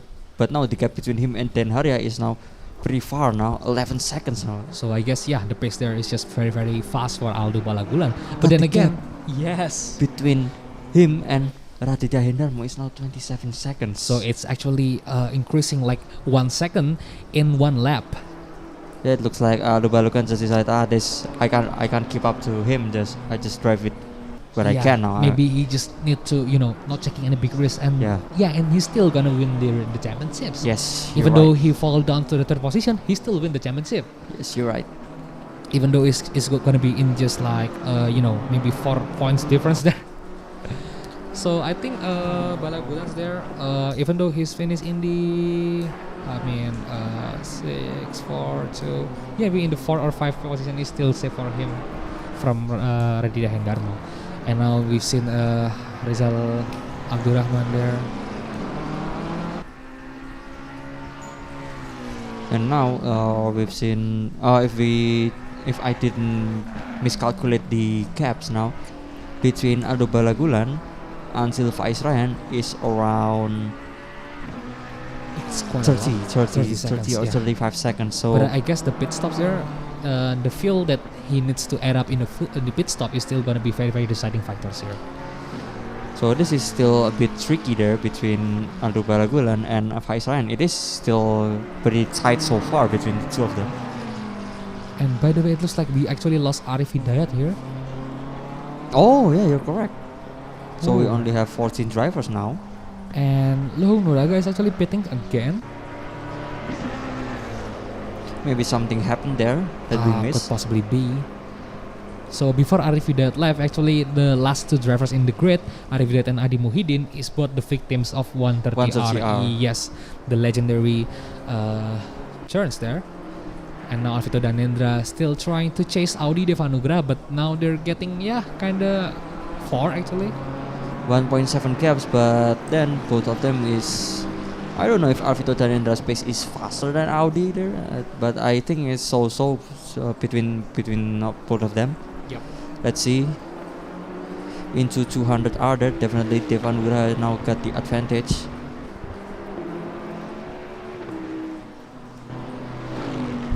Into the spoon now. Still very tidy so far between both of them. And yeah, it looks like the pace between both of them are very, very similar. And it looks like there's not going to be much of position change, except after the 4 drivers there checking the pit stop. Yeah, the top 4 drivers, because maybe we're gonna see like the driver in the 5th to 7th positions going to be getting some advantages there. Ooh, very, very light braking there from Alvito Danendra. Yep, trying to take the tidiest line as he can there. Goes into the Cassius trial. But now the gap between Audi Devanugra and Alvito Danendra is less than 1 second now. So it looks like Alvito maneuvers there is kind of working actually. Yeah. Oh, clip the grass a bit. Between is closing in for around 0.4 seconds, and now that is definitely way closer now. Yep, as they entering the snake here, let's see who's better here in the snake. Ooh, Alvito Danendra is definitely closing in very, very quickly now here onto this next section. Now to the top, very high part of the snakes. Going downhill now into the Dunlop. Oh, Alvito just clipped the grass there onto the inside. Now Audi Devanugra is now running away there. That is just a small mistake, but that is a bit catastrophic for Alvito Danendra. Into the Degner here. And definitely breaks a bit late there. Alvito Danendra tries to get closing in yet again to Audi Devanugraha. The driving style from Alvito Danendra is actually just break late almost in every corner. Eh? Yes, definitely. Oh, looks here again. He also breaks very, very late there. Very, very close now indeed between him and Audi Devanugra. But then, because of the late braking, Audi Devanugra now got the advantage of a better exit. And by the way, from your perspective as a sim racing driver, between these two cars, is the Bentley having like a bit advantages on the braking or something like that? I don't know for sure. I forgot about the Bentley and I haven't tried the BMW, but then some of the cars is actually got the better advantage of better braking capability. Yeah, because it looks like Alvito Danendra is always able to to manage to brake a bit a lot late. A lot late, but then Alvito Danendra is now taking the insights there from Audi Devanugraha. Definitely clean maneuvers from Alvito Danendra. Amazing move. And now Alvito Danendra is claiming the 11th position, but then it is a bit motivated. Alvito Danendra is a bit motivated to do the dive bomb maneuver, because of if you manage to spot that, he actually goes right there. And and maybe sliding a bit. If you manage to catch that, previously on the 173R, actually Audi Devanugra goes a bit wide there onto the runoff. Getting some kind of oversteers there, and now definitely Audi Devanugra closing in yet again to Alvito Danendra. Yeah, this is going to be definitely an interesting battle between the two of them, because the rest of the grid is actually quite far. Yes, so this is the closest one so far. This is going to be strategic battle for the rest of the grids there, especially for the top 4. But then, Alvito Danendra is, even though he's already making mistake in the snakes there and getting a bit oversteer, and that's definitely cost him a lot of times, but now it looks like he is pulling away from Audi Devanugraha. So it looks like the pace that he got is faster than Audi Devanugraha. Yeah, it's just now, let's just hope that Alvito Danendra didn't make any mistakes. Yep. With the 12 minutes on the race remaining. So he just need to hold this position to get 11th position. And by the way, now Rizal Abdurrahman is the first in the top 4 that takes the pit stops now, leaving 3 drivers with 11 minutes and 50 seconds remaining to take the pit stop. Okay, so Noval Faiz already taking the spot there. Alvito Danendra is actually getting a bit wide there and the exit of the spoon, but he still managed to be in front of Audi Devanugra. Let's see as they enter in the 130R. So it's very, very dangerous to make some kind of mistakes here. Alvito Danendra pass it, no problem. Audi Devanugra also the same thing. But Alvito Danendra has definitely got the braver maneuver here on the 130R. And especially in the last lap, we see here in the Cassius Triangle, where he gets that very, very brave but yet also clean maneuver. Into the starting finish now, main straight. It is definitely Alvito definitely way faster than Audi Devanugra. Aldo Muhyiddin still seem like very, very slow there. Just going to give ways there to Aldo Balagulan. Let's see what happens to Adi Muhyiddin here. Looks like he messed up. He made some mistake there on the spoon corner. The spoon here. He kind of getting wide there. He just goes wide, very wide indeed, and into the gravel trap. And definitely needs to give up the positions to Aldo Balagulan, which is now overlapping him. Yep. It looks like it will be the first back marker there, I believe. I believe so, and or is it not? Because it's 2 lap. And he have Lohung Nuraga actually behind him, so technically Lohung Nuraga will be a back marker before Adi Muhyiddin gets into a back marker. And Raditya Hendarmos here just sailing smoothly here in the first position, get nothing actually behind him. Yeah, just casually hot lapping with the remaining 10 minutes of the race. The gap between him and Aldo Balagulan is also far, maybe almost 30 seconds if I'm not mistaken. But then between Aldo Balagulan and Den Haria is 17.4 seconds. That is very far. Oh yeah, it's almost 30 seconds between Balagulan and Raditya Hendarmo. So yeah, it looks like he is still improving, like in the rate like 1 second per 2 lap maybe, because yeah, the gap is still keep growing between them, and Raditya Hendarmo is still definitely being the fastest man in this race so far. Now into the 130R again. This is going to be very it's just a clean drive from Raditya Hendarmo. And we're still waiting here for any kind of move in the top 3 actually, to whoever make the pit stop first. Maybe Balagulan and Hendarmo will do another, pit stopping together kind of things. Because they're only having like 8 minutes and 45 seconds left. We're just waiting for the pit stop strategy battle here between the last 3. Yes. Especially for Den Haria and Aldo Balagulan, because the gap is not really that far. It's 18 seconds, so it is still very crucial between the two of them. But in this kind of state, I think Aldo Balagulan is still very safe for the Drivers' Championships there. Whatever happens with Aldo Balagulan, if he's finished on second or third, it is still a good race and still a safe place for him for the Drivers' Championship and for the title. Because now, as you could already see, Faiz Ryan is still getting hold there in the 6th position. And considering that between them before the race is only had 2 points difference, this is going to be clear win. Yes. But then we still have 8 minutes left, and then this is racing, so anything could happen. Yes, anything could happen. But yeah, judging from the overall grid here for the 14 drivers, it is so far it's just very clean race for another 8 minutes. Yep. So it's 7.5 minutes left, and here we go. Aldo Balagulan, who technically will take the Drivers' Championship if he doesn't mess this up. 7 minutes left, not much left there, and 7 minutes could translate to about 3 or 4 laps maybe, or considering that it's like 2 minutes. 2 minutes dead, yeah. So it's 4 laps, probably 4 laps.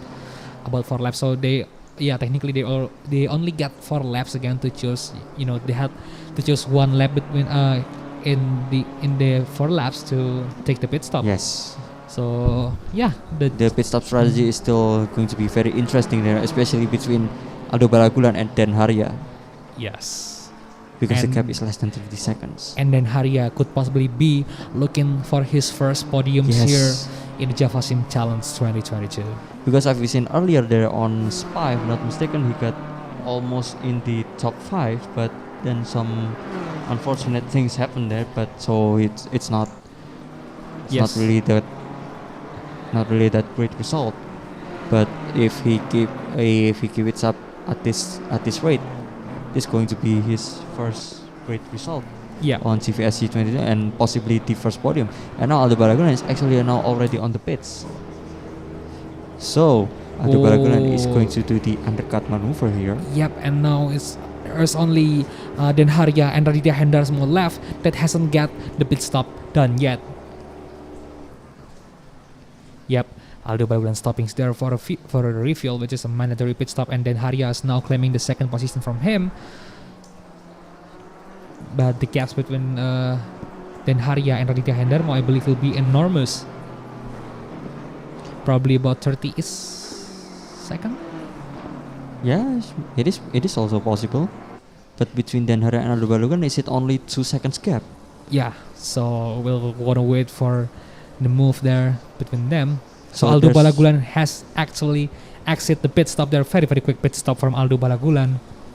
So it is going to be very interesting there if he only managed to get 2 seconds behind Den Haria. So we just wait for Den Haria to go into the pits, and that is just clear second position finish. Yes. On the Suzuka.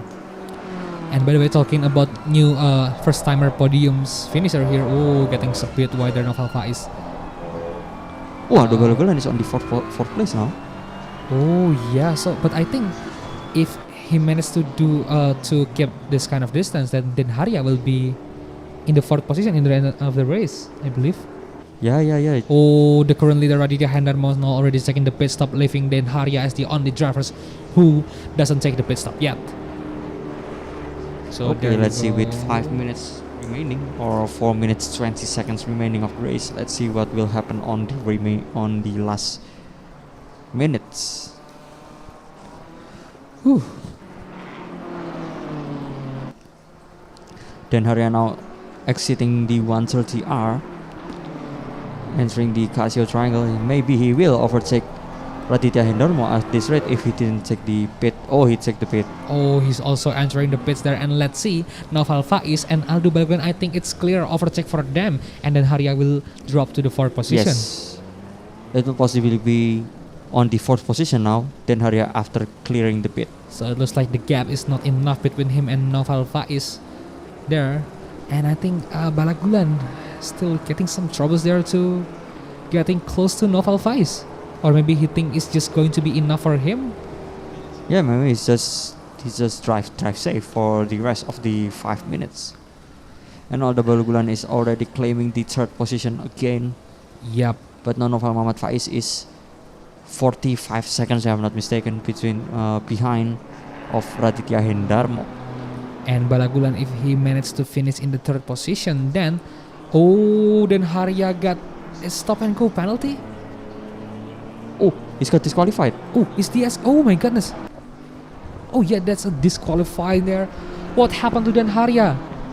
From the current leaders there, and then goes into disqualifying there. We don't know for sure what happened, but that's very, very unfortunate for him. Oh, I don't know for sure what happens to him.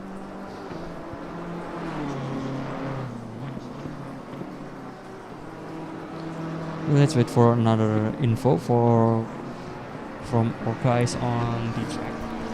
Yeah, because we still doesn't know yet why Den Harya getting disqualified. But it is now. Actually, the gap between Noval Faiz and Aldo Balagulan is getting closer, but with just 2 minutes remaining, that only sufficient for a lap or two. It is just pretty much impossible to claim back the second position. Yeah. Unless if Noval Faiz made a mistake, but that is not possible. But then again, if Balagulan managed to finish third, his final point will be 107 points. But then how with Faiz Ryan? Because Faiz Ryan now is in 5th position. Yeah, I think it's not enough for him, because the gap between the point gain between the third and 5th position is 4 points. The third position gets 21 points, and the 5th got 17 points.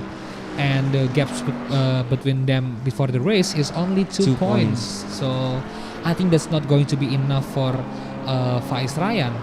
But then it's interesting to see how Faiz Ryan points will be compared to Raditya Hendarmo. So I will do some kind of quick maths. 84 points there, plus the 17 points that he got. Oh, some interesting facts here too, actually. So if Faiz Ryan managed to finish in the 5th position, that will give him 101 point. Okay. While Raditya Hendarmo, if he managed into finishing first with the fastest lap, he will get 103 points. So it's only 2 points difference between them. So yeah. But it is definitely a clear win for Raditya Hendarmo, yeah, because I think it's so. 30 seconds gap. 30 seconds gap, and also the fastest lap, so it's definitely a clear win for Raditya Hendarmo and possibly the second position on the driver's standing. Yeah, you're correct. This is going to be the final lap for the race, if I'm not mistaken. Yes, I think, but we haven't heard the leader in the. I think we still have one more lap after this. After Hendarmo crossing the finish line there, or this will be this will be the final lap. Oh yeah, because he with just 4 seconds remaining, is still on the last corner. So here you go, guys, for the final race of the Faster Grid in Java Sim Challenge 2022. We had Raditya Hendarmo claiming the first positions there again. And and we have Noval Faiz actually closing in behind in the second position. But Aldo Balagulan is actually only 2.2 seconds behind Noval Faiz. But then I think that's not enough time for him definitely. to chase, as they already entering the last curve here. Noval Muhammad Faiz finishing second in the final round of the faster grid, followed by Aldo Balagulan in the third position. So actually the interesting part is, if only Faiz Ryan managed to to overtake Fikri Aska in this just a bit of a race left, he will get the exact same point as Raditya Hendarma. Yeah, you're correct. Whew. So Alfredo Danendra getting side by sides there. Thoughts a bit. Yep, getting some kind of bump, but still goes strides there. Break very, very late there and claims the position. But now Alfredo Danendra goes very, very wide there and now has to give the position. Good. He goes just all out onto the last battle there on the last lap between him and Rizal Abdurrahman. But that's unfortunately doesn't work, and Rizal Abdurrahman is finished ahead of Alfredo Danendra, and then followed by Audi Devanugraha there as the last finisher. So what an amazing race that we got today. Yeah, definitely an interesting battle also. Very, very intense. And oh my goodness, the title change that we got today, it looks like Aldo Balagulan will be clear winners of this. It is Aldo Balagulan definitely will be the clear winner for the faster grid there. Followed by Raditya Hendarma for sure. But yeah, we're still gonna wait actually for the official release. Yes, because we maybe there's some kind of accident that we didn't really see here in the live stream, so we're still gonna wait for that because we still have stewards that need to do their job. But yeah, I think it's very, very interesting race so far that we got here in the faster grid. And remember guys, after the race we still got another 1 hour race from the fastest grid that we have, which is the super grid. Yeah. And it looks like the drivers is going to battle it all out in the Suzuka circuits, even though they still had one more race in the Spa-Francorchamps. So the podiums today, the third position is Aldo Balagulan. Maybe he's just going to win the championships, I believe. And then we have Noval Muhammad Faiz in the second position, and then we have Raditya Hendarma, which is possibly will claim the second position in the driver championship, is finishing first here. So it's it's kind of like hat trick for him. He got the pole position, he got the wins, and he got the fastest lap in the race. Yes, definitely. So maybe Suzuka is also one of his favorite circuit. Maybe could possibly be. And we're definitely still gonna wait for the 3 winners to get in the voice channels here for the interview. And after the interview, we'll do some breaks before joining the qualifying for the super grid. So the super grid, maybe we'll gonna check the standing again after this, but maybe I can check real quick here. But yeah. By the way, there is something that I want to ask you in the race, but the race is too intense. So, as a racer, looking at the Suzuka circuit, which is the part of the circuit that you think is more probable to overtake someone here? For me, it was on the hairpin and on the exit of the Degner 2. Degner 2 and the hairpin, and then on the Casio is also possible, but first corner is also possible, but only that. I see. Because on the spoon, too risky, or there is a big chance for the cars in front to go wide, but it is still on a tarmac, so it is still possible that you could rejoin the track very, very, very, very close. Even though you do get wide a bit, And speaking of the Degner 2, in the Challenger we actually have like last minute accidents in the Degner 2, which is also involve Renaldi Wijaya and also Asuka and then Muhammad Bintang Arya. Some kind of big accidents there. So that's that's a possible part in the circuit, but also could get any risky.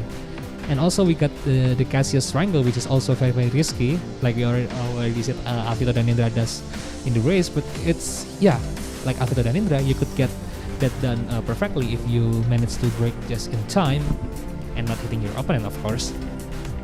And speaking about chicane, the car we already seen in the race today is they tend to bump a bit in the chicanes. Yeah. But because it's slow part, it's not going to, to give in like much of damage. Did we have any drivers for the interview? Maybe we will wait a few minutes again, and if we doesn't get the drivers, then maybe we'll just skip them. Yeah, maybe we'll just wait for another 3 minutes, maybe until 9:05. Yep. And by the way, for the super great drivers, don't forget to we remind you to vote the date for the last super great race in the Discord channel. And if you couldn't find the channel, you could DM this guy Gigi Hisan, right? To let you see the voting channels there. And by the way, maybe I will check the Discord real quick here before closing in the session today. And I don't think there is an interview today for this faster grid. Yeah, maybe for 2 minutes. If you didn't see any, maybe we'll just straight jump into the super.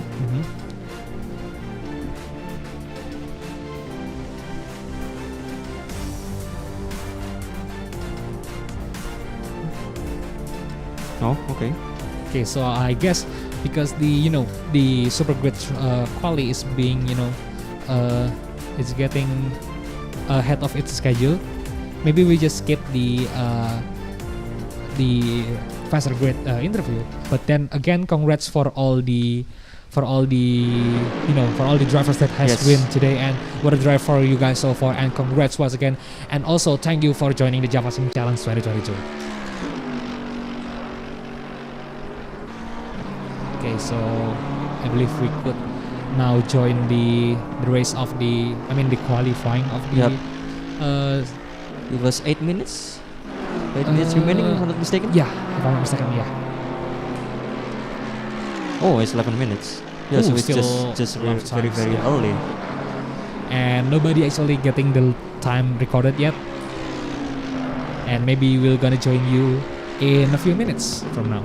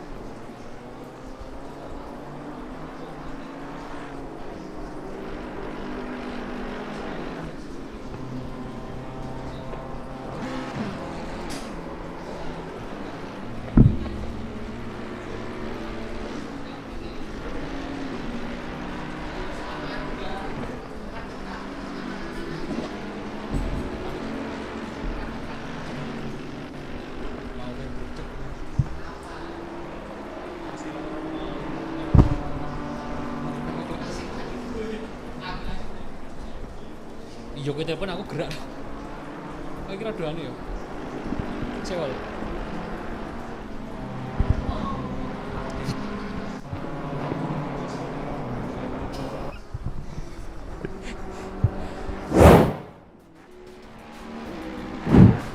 Alright, so we're joining back again, and yeah, we're shortly. Maybe we could get back, just right into the qualifying scenes now, because yeah, the qualifying is already begun.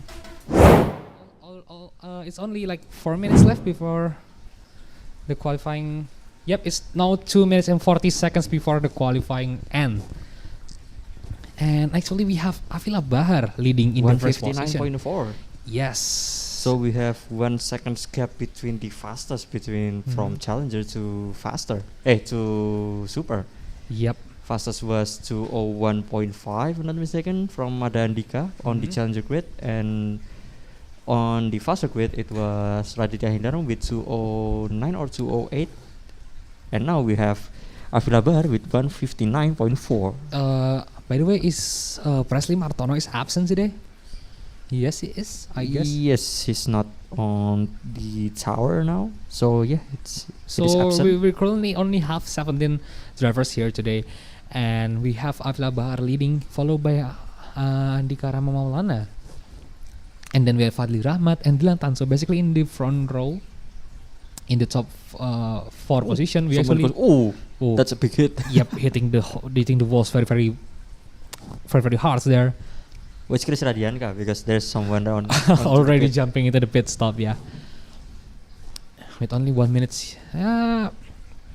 Is that enough for him to make another? Nah, that's not going to make it. So I guess so Avila Bahar, Andika Maulana still trying to get the last shot here at the qualifying before going into the actual race. So what will we expect today from the Super Grid in the Suzuka race, Gigi? Yeah, it's just the normal race, because we have to postpone the round 4 yesterday because of the technical issue that comes from the ACC server, not our server. So it is what it is. So we have to postpone the round 4. So yeah, this should be the last round for the Super Grid, but unfortunately we have to do the round 4 on Thursday, if I'm not mistaken. It looks like it's already decided on Thursday. So tune in on to next Thursday for the Super Grid of round 4, which is on Spa-Francorchamps, and we're back to Spa race. again. Yes, in the night race. So in the another grid, when we have a night race, it's basically just it's kind of mixed. I mean, there's a lot of accidents because of missed braking point. There's also a lot of some brave overtaking move. Yes, but judging from the previous one, from Faster and Challenger on the Spa, it's actually not as chaotic as Challenger and the Mount Panorama. Yeah, that's correct. The better race is just the most chaotic race that we've got so far in the JVSC Challenge 2022. And especially because we got that huge contact in the beginning of the race, like in the mountainous part of the circuit. So it's definitely going to I think there's no more race that could beat the chaos, the chaotic race of the Mount Panorama. Bears. Yes. So now on to the qualifying. I guess it's already fixed for Avila Bahar to takes the first positions there, but he's still on the last final hot lap, so maybe he will improve or maybe not. And we also still have Rama. We still also have Rama and Dilan Tan. And if the current position is not changing at all, then we have the 2, 3, 4 position goes to the LRR drivers here. And Russell Reyes, they're actually getting into the 6th position in this race today. Yes. So it's Dilan Tan is getting closer and closer to the finish line as he enters the 130R up next. Oh, actually, if Rama is actually taking the pole position out of Avila Bahar, but Avila Bahar is still doing the top lap. Oh you're He's correct. not finished yet, so he already did just that. It's not enough to stop Rama from taking the pole, but now maybe his own teammate can. Let's see about Dilan Tan here. Dilantan crossing the lines in front there, very very close to the line. Oh, just stop there. Maybe he's thinking is enough. Yeah, maybe in the last corner he just. Yep, he's messing all up. the delta just gone. Yeah. So basically, the experienced drivers know when they lap just mess up. So maybe think it's not worth it and just go back to pick and prepare for the race. Because now we had Avila Bahar, the JMX Phantoms, is kind of stuck between three LRS drivers. You're correct. We got Rama in the first position, and then the only JMX in the top 5. We have Avila Bahar, and then followed by Dilantan and Fadli Rahmat, I believe. And in the fifth position we have Fikri Seger. The one and only BMW on the top 5. Oh yeah, because in the other grid it's just the most popular car, but here it's not appear to be so. I mean, we have Mercedes and McLaren dominations here in the super grid, especially from the Legion of Racers and the GMX Phantoms drivers. And the GMX Phantoms drivers now, it looks like they're missing a Presley Martono today. Yeah, maybe he's attending the MotoGP. The Mandalika GP. On Mandalika. Yep. And yeah, but I think there's going to be downside for them because they have much less racers that could to help them getting their strategies done. Yeah, you're correct. But look at the bright side. If you remember on the round 2, Andika Rama is actually absent. Yeah, but now Presley Martono is absent. So yeah, it's the points going to be getting closer. This is going to be a similar situation. Yep. Both of them have 0 points on the standings now. Yeah, you're correct. And then the night race will be the deciding night, I believe. But then again, we have like the drivers that's fortunately able to advance all the race, like Dilantan, Fadil Rahmat, and then we have also Russell Reyes also close in the standing there. And now Avila Bahar is now joining the top part of the race by finishing in the second position in the qualifying today. Definitely very interesting race here. Yes. For the super grid. So let's see what will happen there on the race while we wait for the starting grid. Yep. And by the way, Fikri Seger as the only driver that's not from Legion of Racer or GMX Phantom in the top of the grids today. I think he will be kind of have to find his way to get the victory by himself. I mean, it's basically just like usual, the LRS and GMX dominations.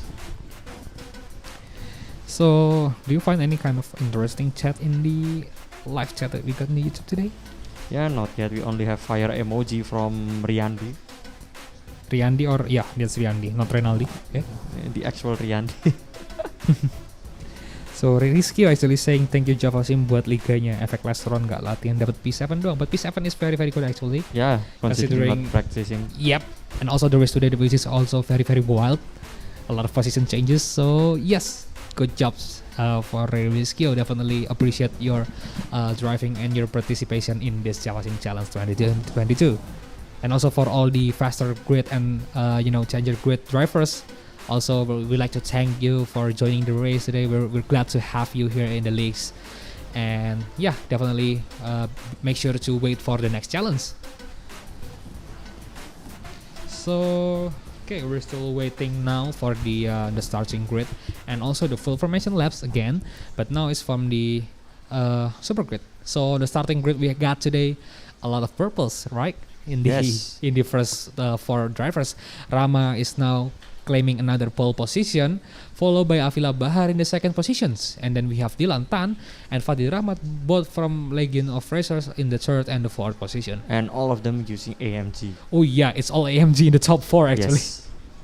Yes, you're absolutely correct. And in the 5th position, we have Fikri Seger, the one and only BMW on the top 5, followed by Russell Reyes, and then followed by Melvin Moh, and then Muhammad Andri Abireski from Gayatri. So Melvin Moh, they're joining the domination again of the Legion of Racers there. And then we have Chris Radianka sitting in the 9th positions there, followed by Satrio Hermanto in the 10th position. And then we have Muhammad Kurtubi in the 11th position, followed by Adi Satya in the 12th position. And then followed by Muhammad Irfan on the 13th position, then Deleander Hidayat on the 14th, then Billy Ebenheiser on the 15th, and then the one and only Ilham Shak there on the 16th position. By the way, let's go Billy. And by the way, for the last racers that we got today is Detio Ari completing the starting grid of the Super Grid at the 17th position. So yeah, the last few races for the championship is not that not that much of the drivers participating. Maybe because the championship is already almost already decided by the time of the final race already happening there. But now, all the drivers is now, it's all of them beginning the full formation lap that they will go through here in Suzuka. There you go, Rama. Oh. Whoa. Probably just doing it before it cause any damage, maybe. Yeah, Melvin Moore just goes straight into the first position while he's starting from the 7th. Or probably this will be a kind of sign that he will finish in the first position. Yeah, maybe. Yep, we're still waiting for Melvin Ma to do maybe some kind of a some revenge drive today.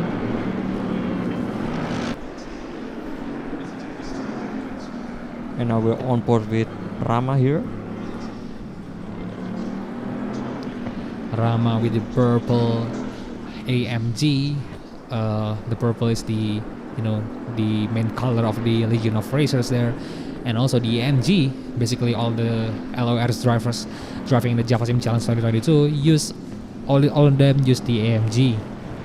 And like you already said, it's AMG domination for today because Avila Bahar from GMX Phantom is also using the AMG. Yes, the top 4 is basically all AMGs, and the one and only BMW on the 5th place is by Fikri Seger. And then the first McLaren there is driven by Russell Reyes in the 6th position. And then it's followed by yet again another AMG in the hand of Melvin Ma. And then Abi Reski and Radianka there both using a BMW, and then yet again another AMG. So a lot of AMG. Yeah. It's very contrast compared to the other grid that they have a lot of BMW. But in the faster grid, the second most popular car is actually the McLaren. Yeah, correct. The 720S really gains his popularity in the faster grid there. And actually Alvito Danindra is the only non-BMW or McLaren driver, and also the only Bentley drivers in the race that we got a few minutes ago. And today we have the lonely Bentley drivers in the hand of Billy Ebenezer there, and also the only lonely Ferrari drivers in the hand of Detio Ari. Yeah, you're correct. But we've seen so many cars also that not being used there. It's just like a Porsche that also very very kind of popular. Rare, In the Challenger grid there is a few people that using it, and then we have the Lexus, which is in the whole Java Sim Challenge only being driven by Brian Cahyadi. Yes, and then we what other rare cars that not being used? I think we have the Lambo actually, but it's still Lambo. Yeah, it's like yeah. No one used Lambo actually. No one used the Huracan. Yeah. So yeah. But the car selection is just go back to the driver's preference himself, right? And by the way, they're just passing the 130R, which is basically a dead trap there. A lot of drivers just getting trapped there. But let's see, this is the Super Grid. Super Grid. So basically, I think there's not going to make the mistakes that the guys in the lower grid make. But then also we have someone like Renaldi Wijaya who is kind of unlucky because he said in the practice he's got no problem at all. Yes, he never got any problem onto the curb.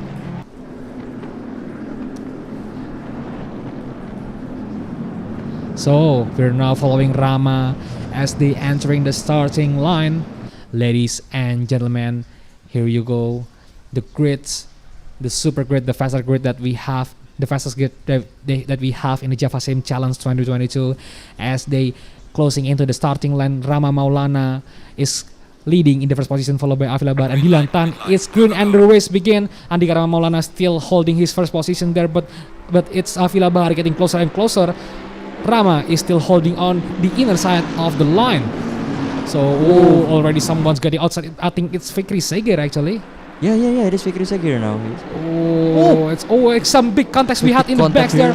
A lot of big contacts. So this is actually very, very unpredictable. gets another context there. Let's see what happened here. What actually happened? So we have, it's actually Melvin Moore kind of spinning there. Yeah. And then hit another kind, and then cause that is just unfortunate there. Melvin Moore just. Another car being hit, and Billy Ebenezer is very lucky to not getting into the accidents there. Yeah, it's Melvin Moore is just basically he. Oh, or is it? Oh wait, it's it. Wait, is it? Andika Ramolana got drive through. What happens here? But it's Melvin Moore actually in the first position. Whoa. It's the usual tower. Yeah, it's tower blocks, I believe, but we still gotta wait for that because. But how Andika Ramolana got the drive through? I don't think. Yeah, it's Melvin Moore just get. And now Billy Ebenezer just overtaken Kurtubi there, I believe, which is in the damaged car, because I think he got hit by Melvin Moore also.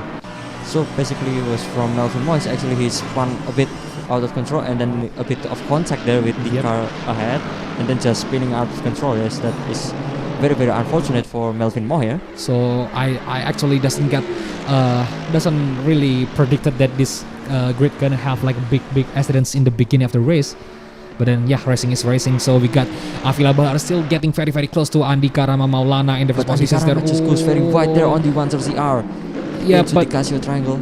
Also getting a bit wide there. Andika Rama Maulana getting really got Avila Bahar really sticking out to his back bumpers there. Bumper to bumper, and Avila Bahar definitely needs to take the slipstreams there, as they almost got side by side before the first corner there. But Andika Rama Maulana is still in the inner side, tries to defend it. Yes, he still defended, and Avila Bahar is still gonna wait for another. Rama goes very wide, and Avila Bahar claims the first position from Rama Maulana. Oh my goodness, Rama Maulana now in the second positions there. I think Dilantan just kind of giving the position to Rama Maulana, and now he needs to chase Avila Bahar.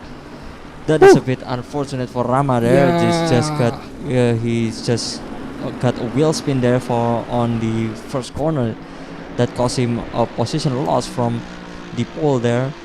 Now he's being overtaken by Avila Bahar, but let's see. With just one lap. Yeah, Avila Bahar is now already kind of pulling away there. Getting some close. I think that's some kind of bug there again. But still, nothing really serious there, maybe some kind of lag. But now Avila Bahar is still leading with almost 1 second gap from Rama Maulana. And as the result of the previous accident, we have Muhammad Kurtubi and Melvin Moore already taking the pit stop in the early stage of the race today. Yeah, that's very unfortunate for both of them, because Muhammad Kurtubi just hits Melvin Moore car head on there. Yeah, and also Fikri Segeret used to start in the 5th position. After he goes a bit wide there, now got to be satisfied with being in the 7th position currently. Yeah, but now we've seen the triple LORs now. All the purples now chasing the one and only orange AMG on the front there from Avila Bahar. But right behind Fadli Rahmat there we have Russell Reyes as the second GMX Phantom car in the grids today. Oh, that was intense. Okay, so definitely it looks like internet lags, yeah? Yeah, it looks like internet connection issue from Fadli Rahmat, yeah. And okay, yep, definitely some kind of issues there. Oh, it is a bit dangerous, yeah. Yep. And now we're following Detio Ari now currently in the 12th positions, trying to take the position from Adi Satya, I believe, in the front of him. So Detio Ari off to the good start from 17th position to 12th position, gaining 5 position in only 2 laps. Definitely an amazing race. Oh, yep, another bug. Oh, it looks like from us, because we've seen another driver also flying. And the kind of interesting fact is now Melvin Moore is still in the pit stop. Oh, that is quite catastrophic damage, possibly, or maybe he just decided to watch the race on the pit. Could possibly be. And now we're following Detio Ari here, still trying to gaining yet another position. What a start here for Detio Ari. Definitely an amazing race for Detio Ari here. And he also managed to survive from the massive incident on the turn 1, so that also very lucky of him. And now we're following the camera of Billy Ebenezer there, driving really carefully here, not going to take any big risk as he following Delianur Hidayat. So they're getting closer to the hairpins, where you already see a lot of bumps, a lot of small bumps that we got here in the hairpins, but no, it's very clean for them. Now into 200R, but Leonardo Hindad definitely still got the advantage over Billy Ebenheiser. Yeah, because the X is just much better. But now Billy Ebenheiser is braking a bit late. I think the Bentley does get a bit of better braking capabilities. Yes, possibly. Because we also seen Alvito Daniendra in the faster grid also doing the same things, and now going almost side by side Detio Ari with Adi Satya, but it's not enough, I believe. Yep, Detio Ari just goes in the back. Yeah, not going to take any kind of risky moves there as they now entering the Cassius Triangles. Looking clean so far between both of them, Adi Satya and Detio Ari. Oh, and actually Melvin Moyes just now disconnected from the server, leaving us with 16 races left in the Super Grid. Well, now checking in onto the front of the grid, we still have Avila Bahar in front of Andika Rama Maulana, and with by the way, almost 1 second remaining. 1 second gap. Yeah, that's a big of a gap there in the first and second position. And by the way, now Billy Ebenheiser already overtaking Delianur Hidayat.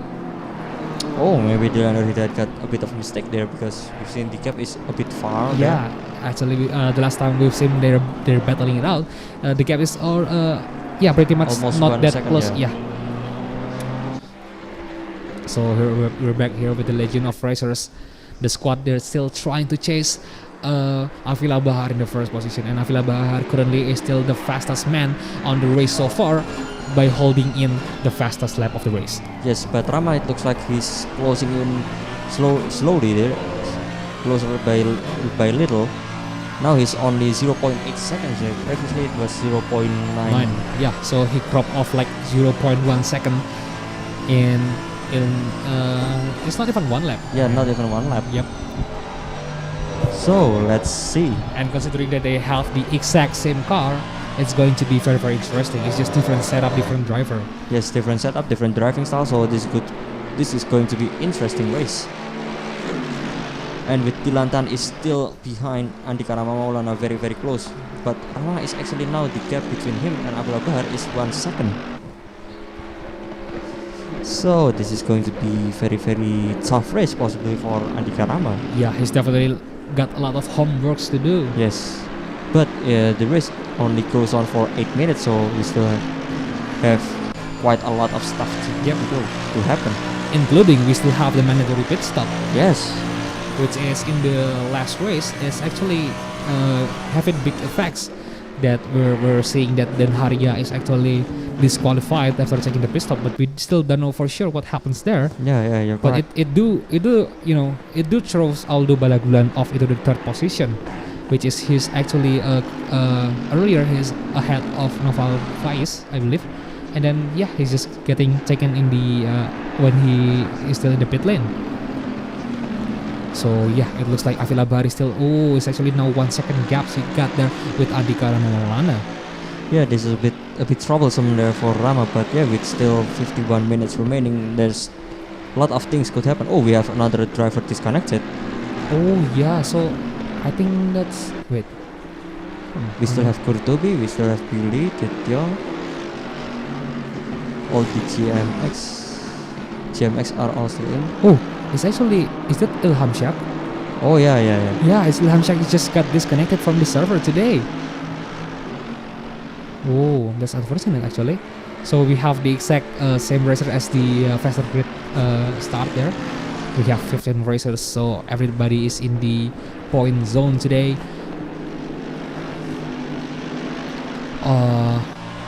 Could possibly Rama, maybe he start off with the heavier weight and with more fuel than Avila, because it looks like he's really struggling there. Yeah, it could be. But then again, Avila is still he's actually now attending the race after he's not. I mean, is this his first time in the top 3 actually? Yeah, you're correct.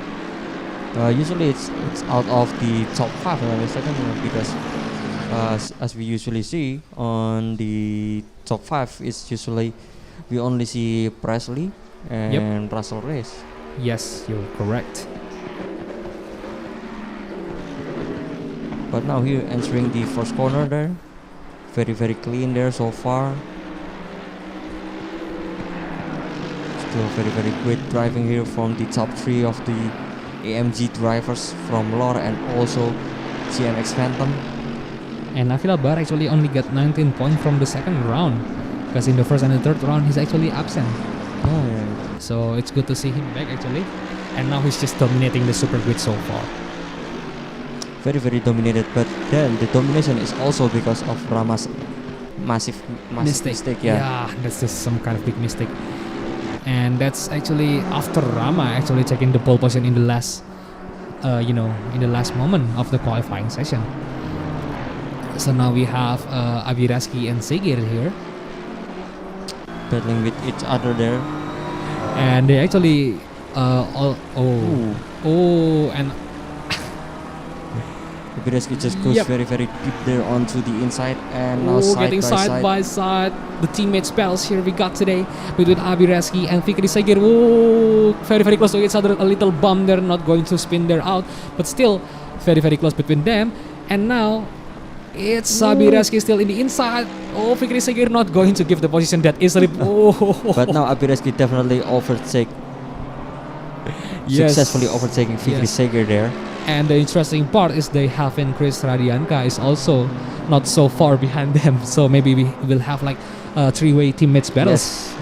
Three-way teammate battles incoming here if Fikri Segir is still trying to catch. So I actually doesn't expect to get that kind of maneuver between them, because considering that they were teammates, and they just kind of like slow bumping between each other. And that's just interesting to see. And now it's Fikri Segir entering the pit lane now. With just 13 minutes into the race. And he's the third one actually, after Kurtubi and Ma.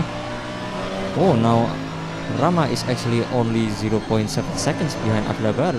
Looks like Avila is dropping a bit on the pace here. Yeah, so the gaps between them is actually just changing and keep changing actually. He just keep going back and forth. So it will be very interesting with 47 minutes left in the race. So very close between all of them, but it looks like Villabar is a bit faster a bit there onto the Dunlop there, but the gap is really closing in now. Still very tight so far between the three of them, and actually Dilantan is very close. Yeah, I think managed to closing the gap and keeping the gap very tight between him and Rama. And actually, I think in some part of the circuit, Dilantan is actually kind of faster than Rama. But then, I think it's just come down to the different driving style that they got. Yeah, you're correct. Because after the first round of the JVSC Challenge 2022 race, Rama is actually posting the onboard cam from the three LS drivers, him, Dilantan, and Valdi Rahmat, and they kind of compare it to each other. Yeah, they both have similar lap times, but very different driving style. Yeah, so I think in the some part where there is some part that Dilantan is faster, but also there is another part that Rama is actually faster than Dilantan. So this is gonna be very interesting here, and Avila Bahar still having a lot of stress with two LOS really close behind him as they entering. Dilantan tries to do some overtaking maneuvers or to maybe Rama. Just taking some kind of sneak peek. Still very intense battle there between the three of them. And so far the grid is a bit spread up already. We have seen a few groups there. Yeah, just 15 minutes into the race.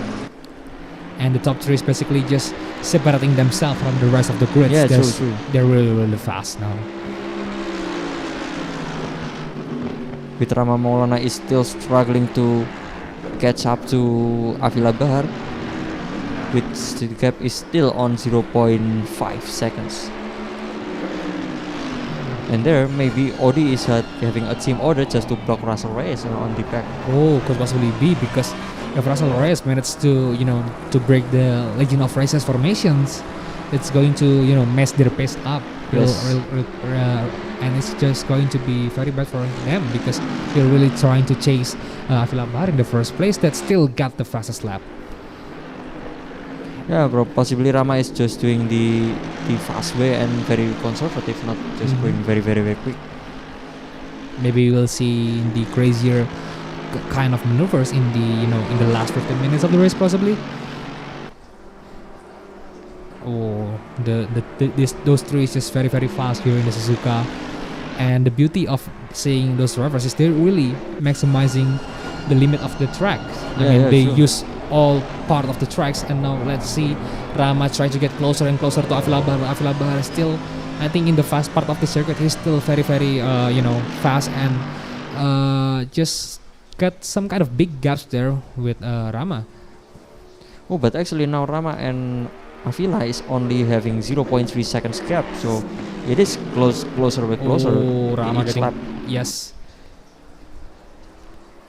Yeah, and I see that Rama's lines there is very different.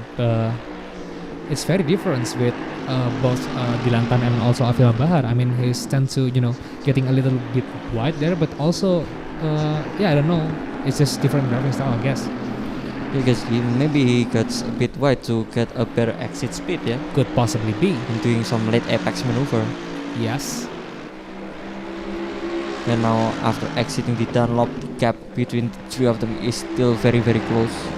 Let's see in the chicane where they will getting very close between each other.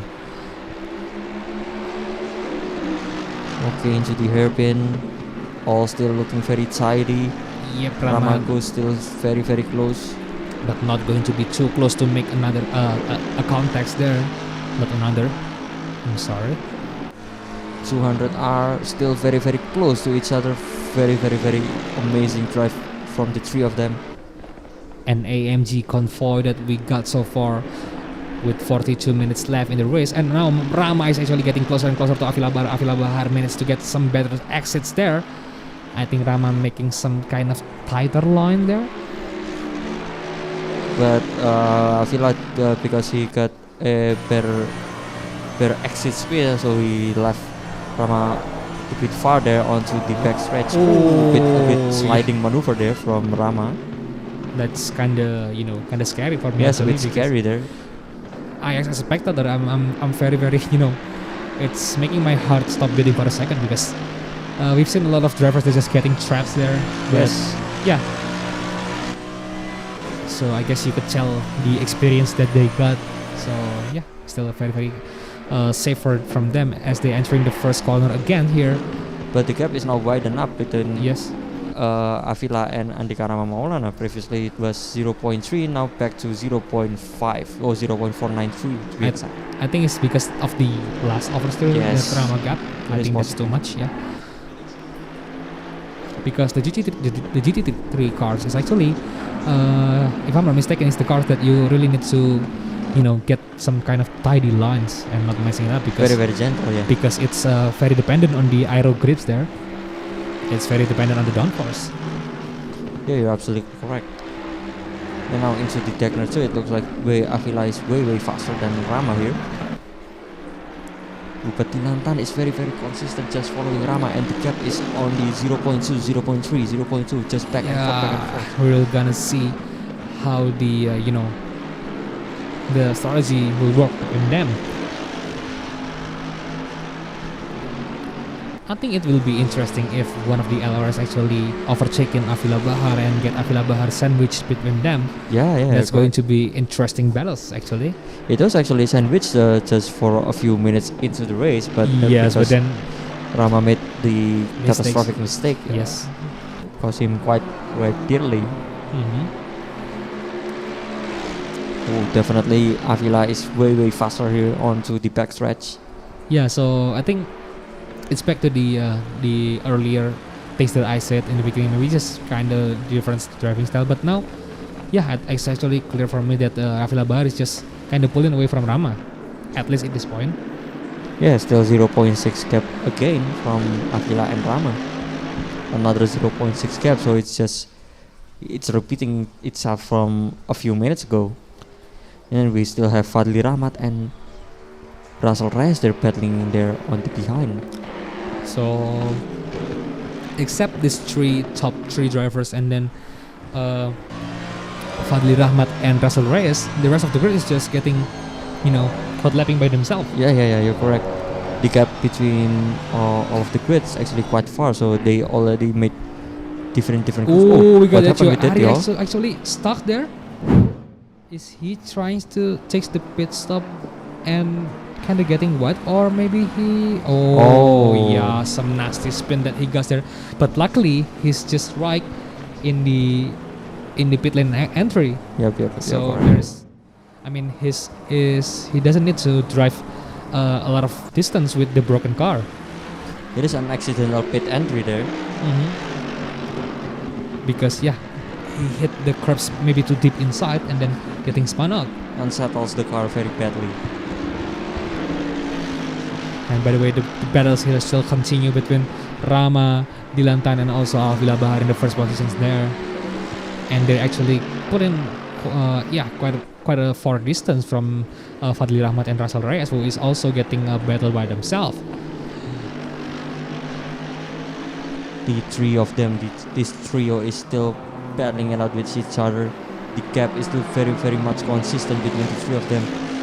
Wow, very, very, very intense here. As they entering the 130R, the jet trap for the two grid that we already seen the race so far. Another twitchy maneuver from Andika Rama Maulana. It is a bit scary there. So he's tend to get very, very wide and getting a bit early in the throttle, I believe. So that's a bit risky actually, but then we got an experienced drivers here. So with 37 minutes left in the race, let's see what kind of maneuvers that they can pull. Maybe they will do some kind of undercut, we don't know for sure. Yeah, it is the possible maneuver here, possibly for Rama is actually just done the undercut strategy. Yep. Because we already seen in the batters, if I'm not mistaken, where Rama get some kind of accident in the early laps. And just goes to the pit early. Very, very early actually. And then he just, in the last part of the race, he's just getting very, very fast and then, overtaking a lot of drivers. Yeah, and just driving very, very consistent. Just driving very, very consistent and just wait for just being very, very conservative with the fuel and also the tires. Because also in the barriers we have someone's actually running out of fuel. Is that Radianka? Yeah, it was Chris Radianka. That actually being pushed in the final turns there, but then get overtaken by Billy. And if you guys look at the Billy stream at the race, Billy actually kind of getting confused on why they're actually being very slow. But then when he realized they out of fuel, he's just very, very happy to get the two free positions. Yeah, he was just very, very, very lucky in the Mount Panorama. Ooh, going a bit drifty there. And Billy is also now getting by himself with 5.9 seconds gap with Adi Satya in front of him, and then with Delen Ridayat. Some kind and of we have Billy swimming there onto the asphalt. He's diving a lot. It's not a dive bomb, he's diving into the asphalt, so kind of interesting actually. And the race is so far being very, very consistent. It's just a battle of consistency between all those drivers in the super grid, and I almost said divers because of Billy's diving. Because but then we're waiting for rejoin in the race server, and I believe the closest battle that we got today in the super grid is actually between the top three and also between Fadli Rahmat and Russell Reyes. Yes, but the most interesting part is definitely the top three because they both going all out there. If we notice it just a bit, just by the glimpse of it, Odi is basically just holding off Russell Reyes, so that is not very, very interesting. And that is very, very good for the two LRS drivers that is in front, Rama and Dilan, who is now getting kind of clear from Russell Reyes' attack. Yep, definitely. And now Fadli Rahmat is actually 3 seconds behind Dilan Tan, and Russell Reyes 1.4 seconds behind Fadli Rahmat. Or if this really a strategy, I think it could really benefit the two LRS in front in terms of pit stop. They had more gaps with Russell Reyes before entering the pit stop. That's going to be interesting. And if this really a strategy and Russell Reyes' pace is faster than Fadli Rahmat, then I think Russell Reyes could actually do some kind of undercut to get some kind of fresh air. It is possibility. Because this is, as we've seen also in the Mount Panorama, it is almost the pit stop strategy battle. Yes. And we also seen in the previous race in the Fafa grid that Aldo Balagulan getting held by Ezra Arik actually. And then when Ezra Arik getting into the pit stop, the gap between Aldo Balagulan and Narmo is just way too far. Dilantan getting closer and actually almost takes the position there from Rama. Getting very, very wide, but still no problems for them. Yeah, Dilantan is actually, his pace is actually looking like he's faster than Rama currently. But yeah, maybe just Rama is now entering the pits early. The undercut strategy now starts now with 33 minutes into the race. So almost halfway into the race, and now Dilantan is in the work of chasing Avila Bahar. And it's basically also maybe the way for Rama to give some clear air for Dilantan. Because as we've seen earlier, just for the whole 30 minutes, basically Dilantan is just 0.2, 0.3 seconds behind Rama. So basically, there is a possibility that Dilantan could chase Avila Bahar. So it looks like Dilantan pace is actually faster than Rama, but then he just doesn't get the way to overtake Rama because Suzuka is not having that much of overtaking points there. True. So now we're following Dilantan, who is having 1.4 seconds gap. Getting a bit wide there. So the gap is less than 2 seconds with Avila Bahar, so it's not that much. And I think with the pace that Dilantan is currently on, he could get closing to Avila Bahar like in few laps. Yeah, it should be now currently in 1.5 seconds. 1.5 seconds. Yeah, maybe he will closing up the gap very, very, very quickly if we see maybe 0.1 seconds per lap. And by the way, now Satria Hermanto, I just noticed that he's now climbed into the 4th position. Oh yeah, what happened to Fadli Rahmat? He got disconnected. Yeah. Oh wow, my goodness. We actually see Fadli Rahmat gets kind of jumping around in the first lap. So maybe that's very, very unfortunate. Because on the tower we didn't see Fadli Rahmat also. So yeah, that is a bit unfortunate for Fadli Rahmat. Goodness, not something that we hope for, especially considering there's only 2 rounds left. Yep, correct.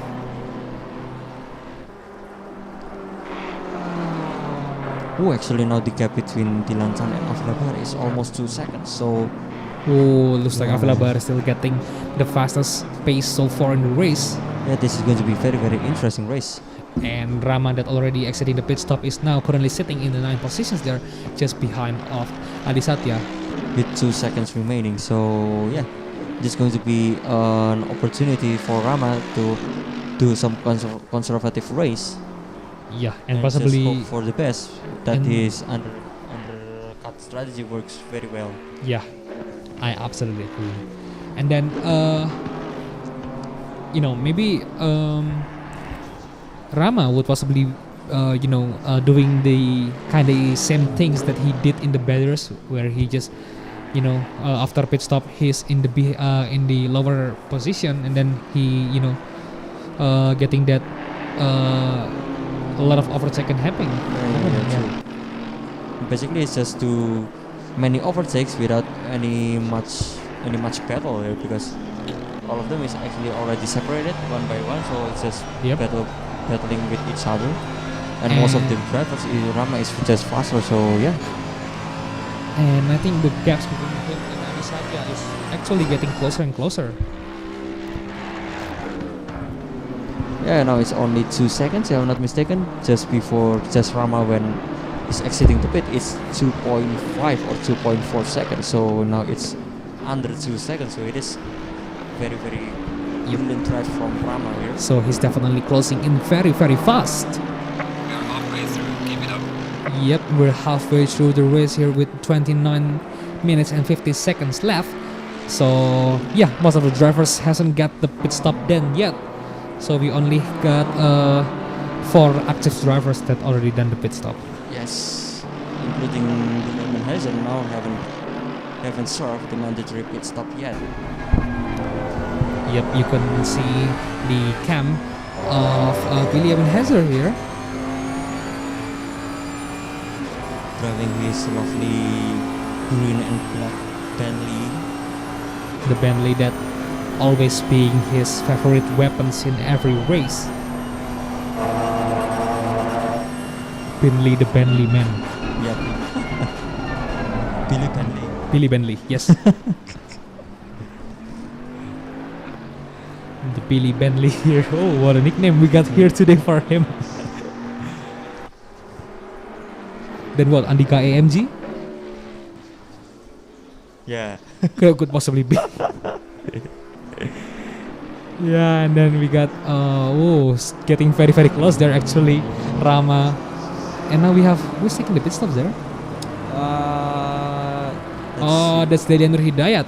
Oh yeah, it was a bit bluish. I thought it was one of the Lors. Yeah, I mean thought so, but then I just kind of having some kind of hard time to follow which LRS drivers is that because now the gap between Rama and Adisada is less than 1 second with just 2 minutes, I guess.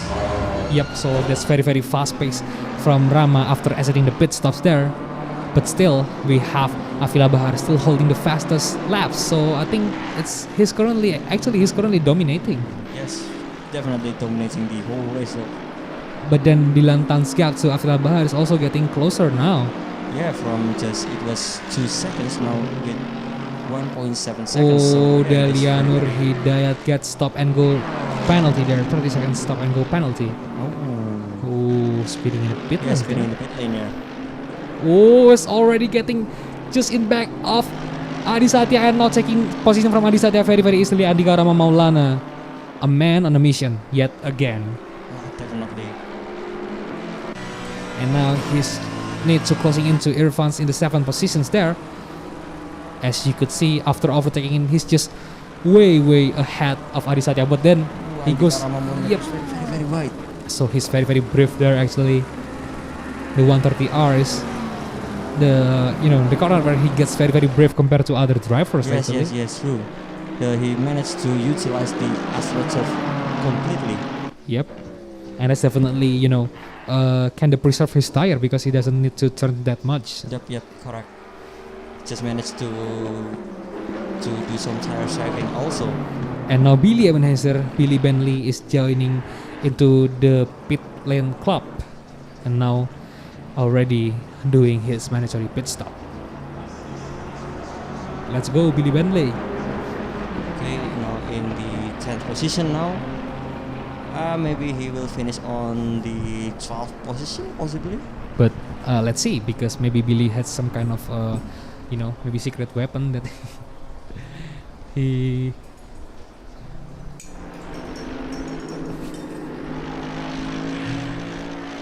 So Avila Bahar is now just, still very carefully and consistently there in the first position. But Tilantan is slowly catching up now with not zero. It's 1.6 seconds. As far as we've seen earlier, it's actually 2 seconds gap just after Rama gave his position to Tilantan. But now it's already closing in 0.4 seconds with 25 minutes remaining. So the race still goes on and anything still can happen. Definitely nothing could happen in this race. And by the way, in the Cassius triangle there is Avila maybe getting a bit too way inside. I mean, maybe he cutting a bit in the beginning of the Cassius triangle, the first right hander there. Yeah, it is possibly be because the gap is now 1.4 seconds. Maybe Avila just drops down the pace a bit. Yep, and Satrio Hermanto now in the 4 positions is entering the pit stop for a mandatory pit stop.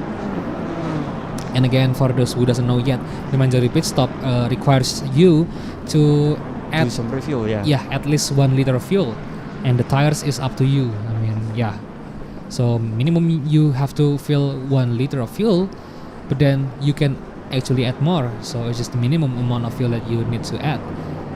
And Muhammad Irfan now is actually he's actually entering the pit stop. And now Rama Oh, Rama is actually getting a pit stop again. Maybe they got some context there because Okay, the what last happened with time, Rama? the last time we see Rama is actually trying to chase Muhammad Irfan. Yeah, correct. So what is Rama trying to do here? Oh, Muhammad Irfan already done his pit there, very fast. Oh, Fikri Seger here overtaking Satrio Hermanto. They're just getting, exiting the pit stop at that moment. So yeah, this is going to be the battle of Avilabar and Dilantan. Rama is possibly out of consent. Yeah, because he's just too far behind of the other drivers there. He's in 11 positions now after being overtaken by Billy Ebenezer while he's still in the pit lane. So Fikri Seger is under attack from Satrio Hermanto. It looks like he's getting closer and closer. Oh, very brave and tidy there, using all part of the circuits and getting the most speed that they can get through the corners there. Oh, Very tidy there. Is Rama actually retiring for the race? Yeah, possibly because it's now 10 o'clock.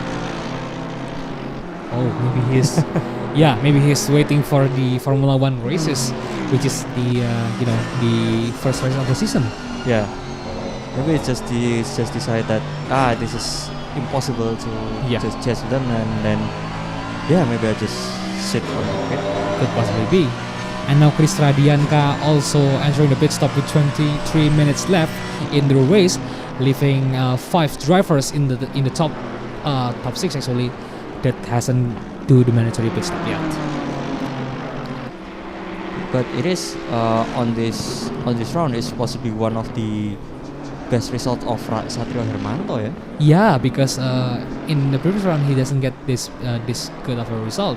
Let's see what he could possibly do here in the 5th round of the Supergrid. Yeah, he usually just finish on the outside of the top 10. Yeah? Now he's managed to finish, not finish, is now currently on the 8th position. And looks like he's still getting closer and closer to Fikri Seger there. Yeah, definitely. So, but it looks like maybe Fikri Seger is just dropping his pace, just enjoying the race. Could possibly. Oh, Fadli Rahmat is back with the surface there. Yeah. Now he's on the pit. Yeah, but I don't think that he will, start again. I don't think that he will do that because it's just too far away from the rest of the drivers. Yeah, maybe he decided to re-enter the race again because he's on the 15th position. He still got 1 point. Oh, so now they're just kind of hanging out there in the pit lane? Yeah, maybe.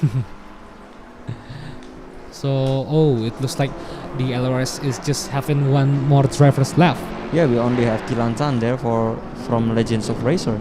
So out of the 4 drivers, Mevin Moh is the first to disconnect there, and then we have Fadli Rahmat also disconnected from the server, and then Rama is just retiring there in the pit stop. 10:05 now, and we still have 21 minutes of race remaining. See, we have 5 drivers who doesn't comply the mandatory pit stop yet. That exclude Fadli Rahmat, of course. Because we have now Abireski on the pit lane. Oh yeah, the first one in the top 5 that entering the pit stop is Abireski. And now Satria Hermanto is still in the same mission of overtaking Fikri Seger. Oh, goes a bit wide there. Satrio Hermanto into the Cassius triangle. Yeah, the pace between them is actually still very consistent.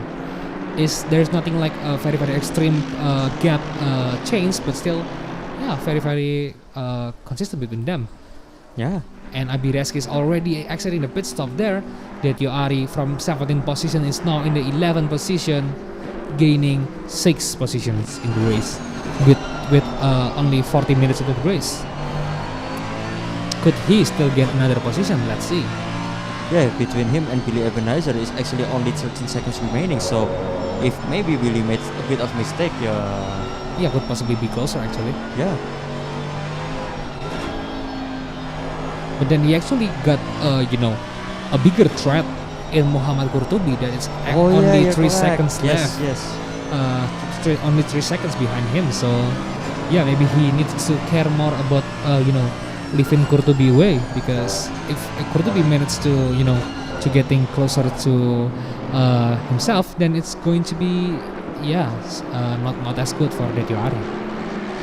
And now we're back with Satrio Hermanto still following Fikri Seger, yeah. Getting very very close in the sequence there, and then they also have Delen Ridad, who actually one lap behind, and trying to unlap himself. And now Russell Reyes is joining the pit lane there, complying his mandatory pit stop, and that's leaving Dylan Tan with only 0.6 seconds gap with Avila Bahar in the first place. Correct. So it's Dylan Tan now is very picking up the pace there between him and Avila.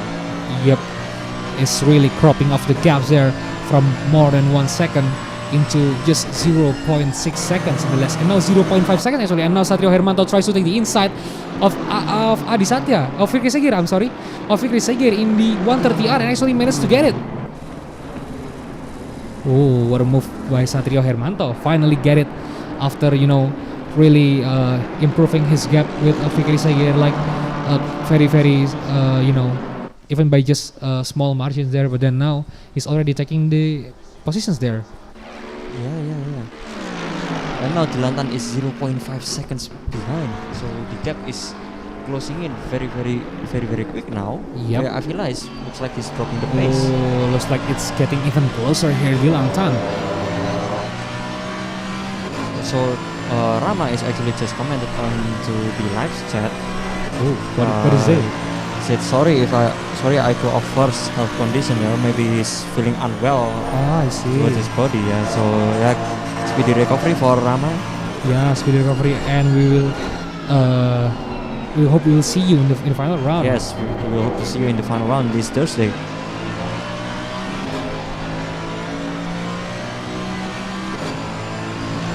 Yeah, now back onto the race. Dylan Tan is 0.4 seconds behind Avila Bahar, and now definitely in the range of slipstream, trying to do the overtaking maneuver, but not yet.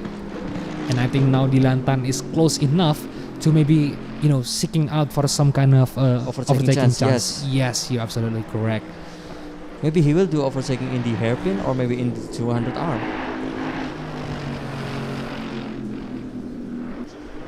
Into the snakes here, still pretty good so far, and the gap is still pretty tight between the two of them.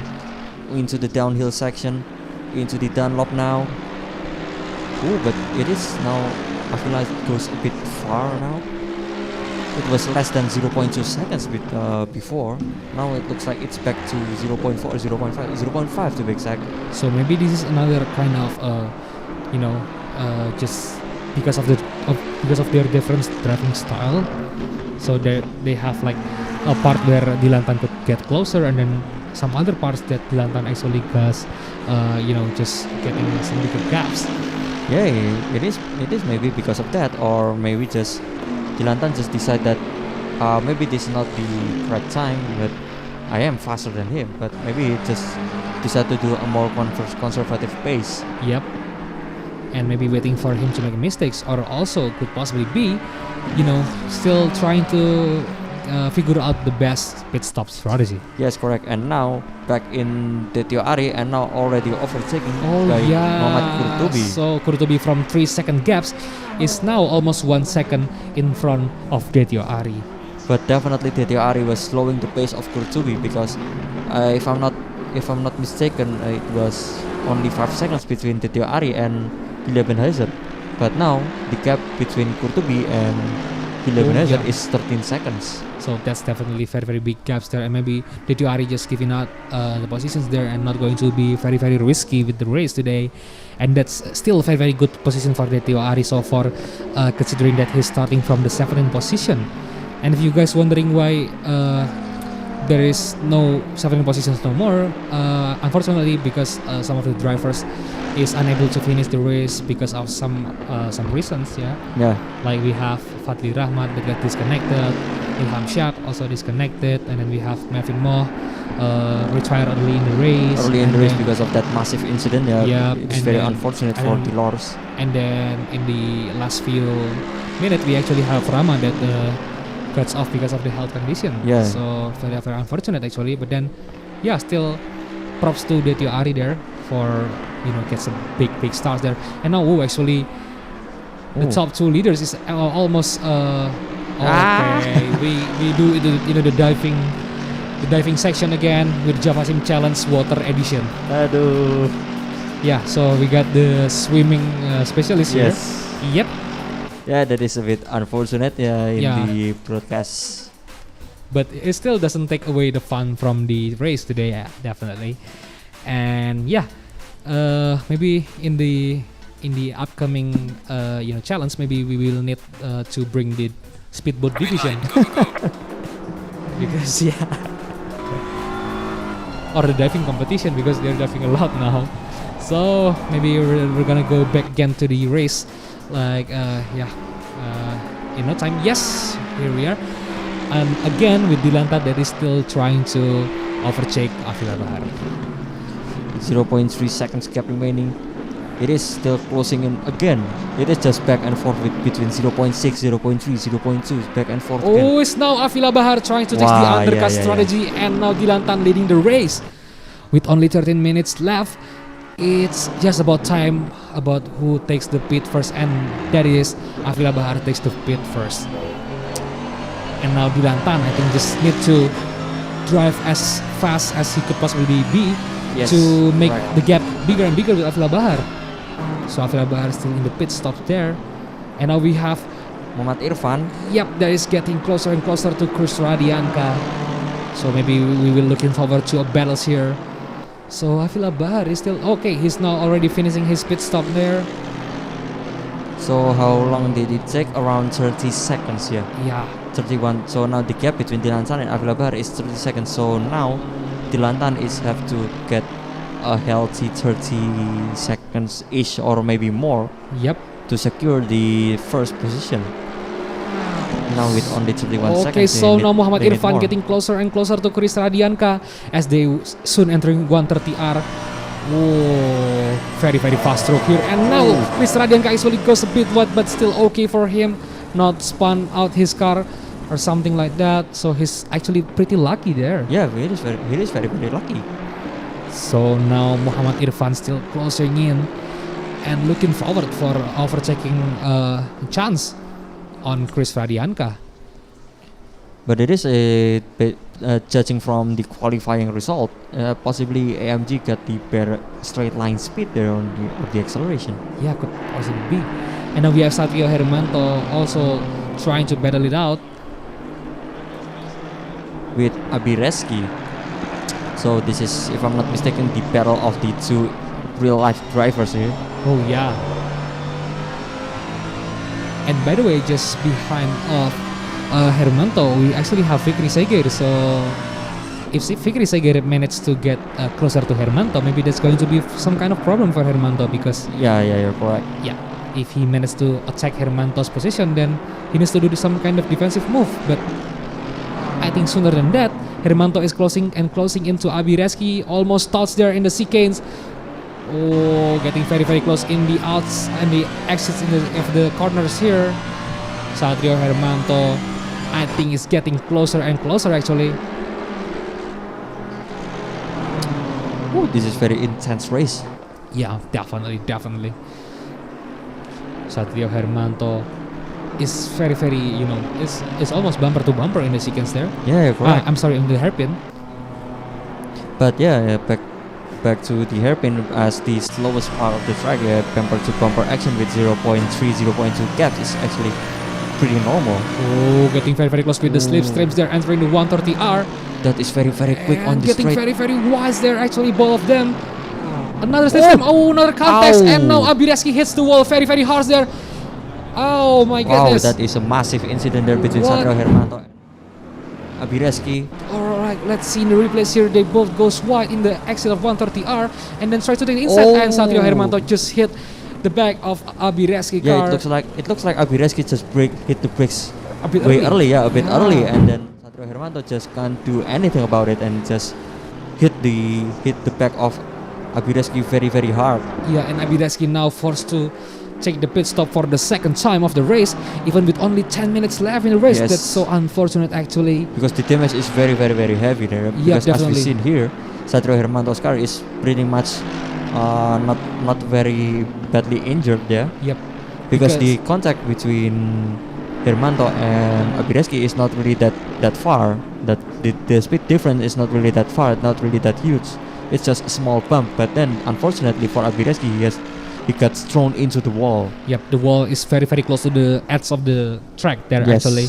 So yeah, that's going to be very big damage there. But then Fikri Seger is the one that takes the most advantages from the accidents there, and Fikri now is in the 5th position. Yeah, he started on the 5th position and now he's back on the 5th position. So it is pretty good race so far for him. And maybe he could possibly climb again to 4th position because Adi we have Satya, Adi Satya is still not beating it yet. Yeah, true. So the two drivers here who is not beating yet is Adi Satya and also Dilan Tan. So we will still gonna wait for the updated gaps between Dilan Tan and Avila Bahar. Let's see if Avila Bahar undercut strategy will work, or is Dilan Tan decisions to stay out longer will give him more advantages. Yeah, this is going to be very close between Avila Bahar and Dilan Tan. But so far, Avila Bahar is still holding the fastest lap of the race session so far. So Yeah. this is going to be 24 points for Avila Bahar, yeah? Yeah, if he manages to finish in the second position, then yeah, he will get 24 points. Or if he somehow gets back his first position, then he will get full 26 points. So, but the gap there looks like it's still very big because it's not updated yet. Yeah, maybe it will have 35 seconds or maybe less. It's 38? 38 or 39? No, yeah, this is interesting. Yeah, that's very big gaps actually. And it's actually going to be interesting to see when Dilan Tan actually takes the pit stop, because we doesn't know how much fuel he got in his car, because if he doesn't feel enough fuel, then he will get like some kind of tragedy that we have like some other drivers that getting run out of fuels just before the finish and some last minutes of the race. Yeah, correct. Okay, this is going to be very interesting here. Maybe with 40 seconds. Maybe Dilan Oh, Tan. now Dilan Tan taking the pit stop as we're talking here. This is going to be interesting. Let's see, as now Avila Bahar is already in the backstretch there. We will get the helicopter view, yeah, until the starting main straight. So 130R coming up next. Oh, the camera just got a bit confused. Yeah, the camera in the Suzuka is actually getting a bit confused. I don't know what's wrong there actually. And now Dilan Tan is still in the pits. Oh, already finishing his pit stop. Okay, let's see. Okay, let's see here. Avila Bahar is trying to do his best to catch Dilan Tan and exiting the pit stop, but it seemed like Dilan Tan is already out. Yep, in the pit lane access there, and they're getting side by side. Actually, Avila Bahar still way faster because he's in the end of the long stretch there. But then crap, again, this is intense pit stop strategy battle between the two of them. And now the gap is just back, maybe in less than 1 second. It's just like the usual, but it's like the previous one, just before both of them serving the mandatory pit stop. Yeah, so we're gonna back to again real race battles here. We got Dilan Tan and Avila Bahar with, as you already said, very small gaps. Yes, like definitely. when they're not doing the pit stop yet. So it seems like the feel that they got into the car is very similar. Low, both of them, yeah. So actually Dilan Tan is managed to get into the pit lane exit faster and earlier than Avila Bahar, but then Avila Bahar getting the momentum from the long straight. Yes, true. Just getting way more speed into the inside of the first corner. So now it's a big work with only 5.5 minutes left for Dilan Tan to chase Avila Bahar to get the first position. Yes, with 0.6 second gaps remaining, this is going to be probably all out from Dilan Tan and all out defense from Avila Bahar. Yep, and there could possibly be some kind of troubles there because Russell Reyes is also closing into Dilan Tan in the third position. But the gap is quite far. Yeah, I think that's 8.7. Yeah, so it's not going to be that close enough, maybe. Yeah, it is possibly a safe spot for Russell Reyes. So I guess this will be just a pure battle between them for the first position. Yeah, true. You could hear the tires screeching and make some noise when hitting the curves there, getting closer in the slow part there. So you can see, yeah, in the main straight the speed is very fast. So yeah, it's clear that Avila Bahar just takes the position from Dilan Tan, even though Dilan Tan is the first to get into the pit lane exits there. Oh, getting closer and closer now. This is 0.4, yeah, 0.4 seconds gap. It's between 0.3 to 0.5 seconds gap, I believe, in the battle between them two. Still very close with still around, yeah, possibly 3 laps remaining. Oh, it looks like in the snakes that Dilan Tan managed to get closer to Avila Bahar here. Into the Dunlop here. Wah, Avila got the better exit. Oh yeah, definitely pulling away from Dilan Tan there. Still very close though between the two of them into the Degner 1 and Degner 2. All of them are still very clean race. This is definitely going to be some kind of test for Dilan Tan as he's the younger driver to get into. Oh, and now we got Billy Ebenezer goes a bit wider in an attempt to crossing into Kurtubi. So actually Kurtubi just overtaken Billy Ebenezer. Yes, correct. So now let's see if Billy Ebenezer could. Let's go, Billy Bentley. If Billy Ebenezer could claim back his 9th position, let's see. It looks like in the straight here, he's actually getting closer. But in the corner there, I think Kurtubi is just so much better. Yeah, it looks like McLaren just got the better handling than Bentley. Oh, goes understeer there, Billy. But yeah, maybe Billy. I think if Billy managed to finish in the 10th position, that's not going to be bad because he got 7 points there. Yep, he start from the 12th position, if I'm not mistaken. Yep. So getting very close here in the Cassius triangle because it's the slow part. Oh, almost bumper to bumpers there as they exit in the triangle square into the last curve there. Very close battle indeed. This is between Avila Bahar and Dilan Tan, the battle for first with 2 minutes 40 seconds remaining. So we will expect like 2 laps. Yes, 2 more laps here. Oh, Dilan Tan's already inside, but it's not enough speed to chase Avila Bahar there. Definitely very close now. Yeah, so actually in the Cassius triangles there, if Dilan get the space, he could actually take the position from Avila Bahar because he decided to release the brakes a bit and then brake again because he's just. I mean, they literally almost starts there. Yeah, it is a bit dangerous between the two of them, but yeah, this is super great. Yeah, this is possibly usual for them. But now the gap is a bit widened again with 0.4 seconds. Oh, it's just back and forth, 0.1, 0.4, 0.5. And yeah, definitely. It's definitely interesting moments we got here. Oh, closing in again in the slow part, the hairpin. Dilan trying to get the more tighter line there, Dilan Tan. Yep, definitely need maybe make sure to not getting too tight in the edge of the circuits there because if he clip just a bit of a grass, that's going to be ruining his exits. Yeah, now into the spoon here. Oh, getting very close here. Dilan Tan very close now. Yeah, but in the accelerations they're just getting kind of behind of Avila Bahar.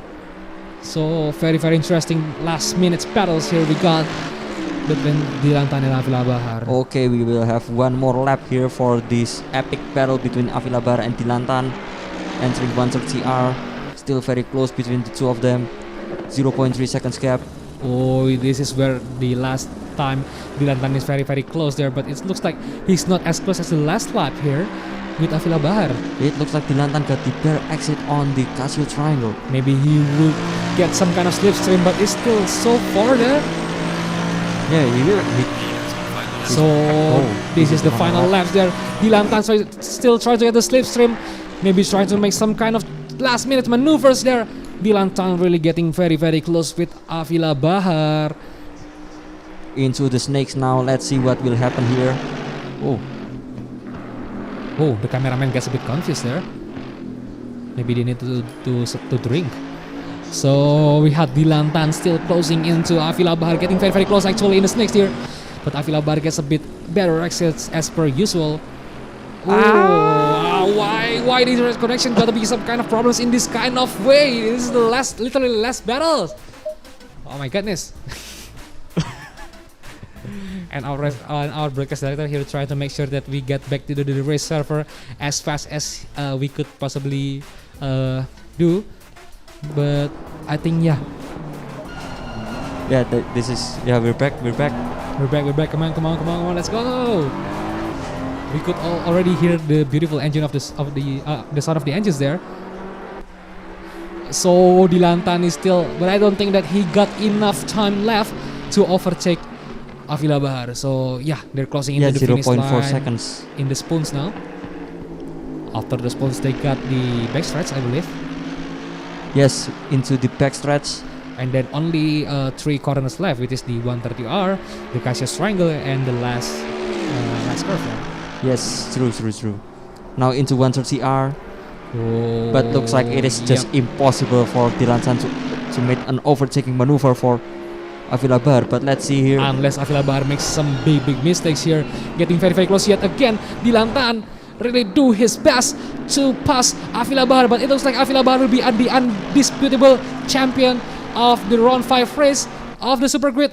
Here we go side by side. Drag race there in the last corner, the men's race here. Avila Bahar takes the first position, followed by Dilantan very close in the finish line there actually. Yes, definitely with 0.3 seconds gap. And Russell Reyes here claiming the 3rd position, another podium for Russell Reyes. And then Fikri second in the 4th position is actually kind of very far away from the top 3. But yeah, it is an amazing drive from all of the grids. Yeah, we have faster and super. Yeah. The race in Suzuka is definitely being very interesting. Oh my goodness. So in the 5th round here, Avila Bahar claims the champion, the first positions there, and then we will have actually one more race for the Super Grid, and that will be the night race in Spa-Francorchamps.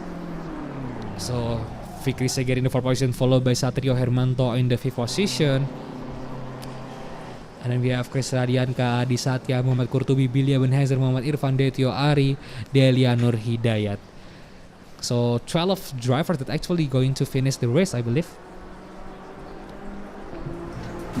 Too bad we have a lot of drivers that absent, and also a lot of disconnected drivers, which is also very it is also happening to us, and also to us even in the last battle. And then from GMS we also got Presley that's not able to join this race today.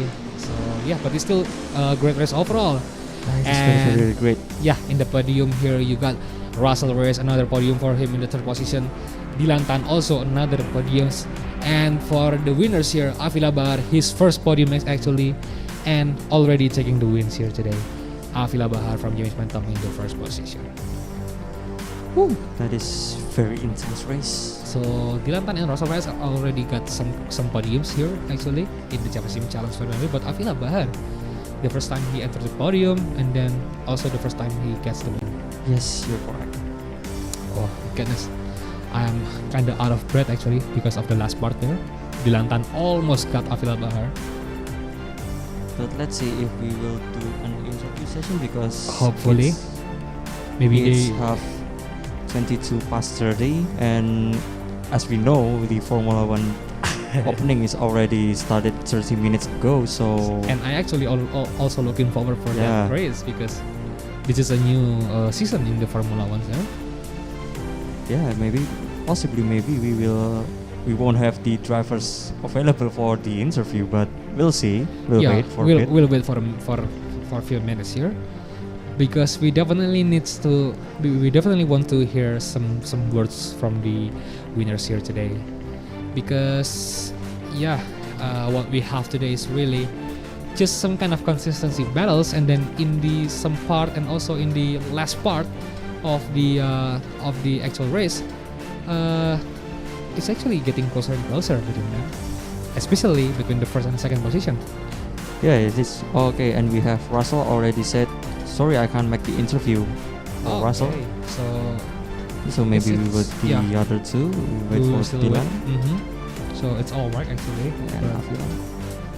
Especially I want to hear from Avila, especially this is his first podium and also his first win. So maybe he could tell us something about it.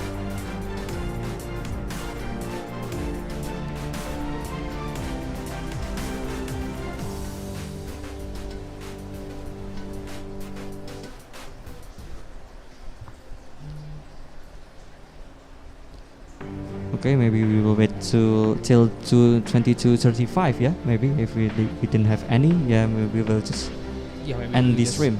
Yep. But actually, we will just make an announcement for the audience out there. So from the info that we got now, the last round for the Super Grid, which is going to be the Spa-Francorchamps night race, is going to be held at Thursday. Thursday is Yes, this Thursday on 24th, if I'm not mistaken. 27, 6. Yeah, It's 24. Yeah. Yep, it's 24 of March. So that's going to be the final round for the Super Grid, and I think it's going to be interesting because the final round is going to be at night. Yeah. Because the night itself going to be, giving them some extra difficulties to race, especially for the title deciding race. It's just going to be very, very interesting in my opinions. Okay, now we have Avila and Dylan. Now we have all of them available on the voice. So, are we already connected here?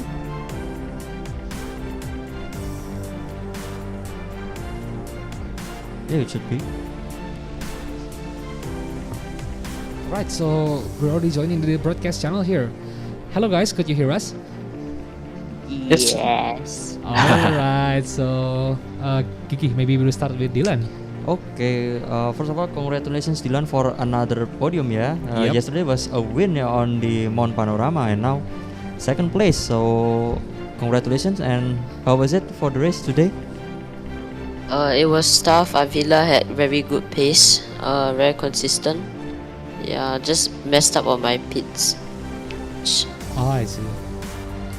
But yeah, we are actually very, very thrilled to see the battles between you guys in the in the last minutes of the race. They are very, very it's very exciting for us to see. And very intense. Yeah. Yep. So maybe we'll move to Avila. So I think this is your first podium in this Javelin Challenge, right? Yep. The first podium and already being the winners actually. Yes. So congrats. And what do you think about the race today? Oh, it's very intense since first lap. I didn't expect to be P1, but I tried my best, and a lot of experience because Dylan gave me so much pressure. Happy to be on P1. Yeah. Nice. Definitely, both of you guys have give up your all the skill that you got, and that's definitely very, very interesting for us and all the audience that watched through the YouTube stream. And once again, congrats for all of you guys, and we'll see you guys in the final round in the Spa-Francorchamps at the night race. Yay. Thanks guys. Thank you for attending the interview. Bye. Bye. Yo, see ya. Congrats once again, by the way. And yeah, Kiki, what a race today. What do you think about the race today? Yeah, it was very, very roller coaster ride, but it is as exciting as the Challenger Grid. I mean, all the race in the Suzuka's circuit is actually bring some kind of a thing that's very, very unexpected. Like in the Challenger Grid, we see the two current leaders actually got some kind of big accidents, even though it's just like simple things there. And then in the faster grid, we have like a lot of position change, and also in the Super Grid, we have the last moment battles between Dylan Tan and also the winner Avila Bahar. So yeah, I guess it's very exciting. And and by the way, for the faster grid, which is already over, we will wait for the official result and also the standing, so we could see who is the champions of the faster grid. And also for the challenger grid also the same thing. And for the super grid, we still have one more race, round, yeah, and that's it's going Thursday. to be the night race. So yeah, that's definitely interesting. And Dylan Tan is also looks like he's also very excited for the final Yeah. race there. And yeah, maybe we'll wrap it up for today, Gigi. So thank you guys for watching. Thank you, Gigi, for accompanying me Yes, tonight. thank you also, Araka. So we'll see you guys again in the next round. Thank you. Bye See bye. ya.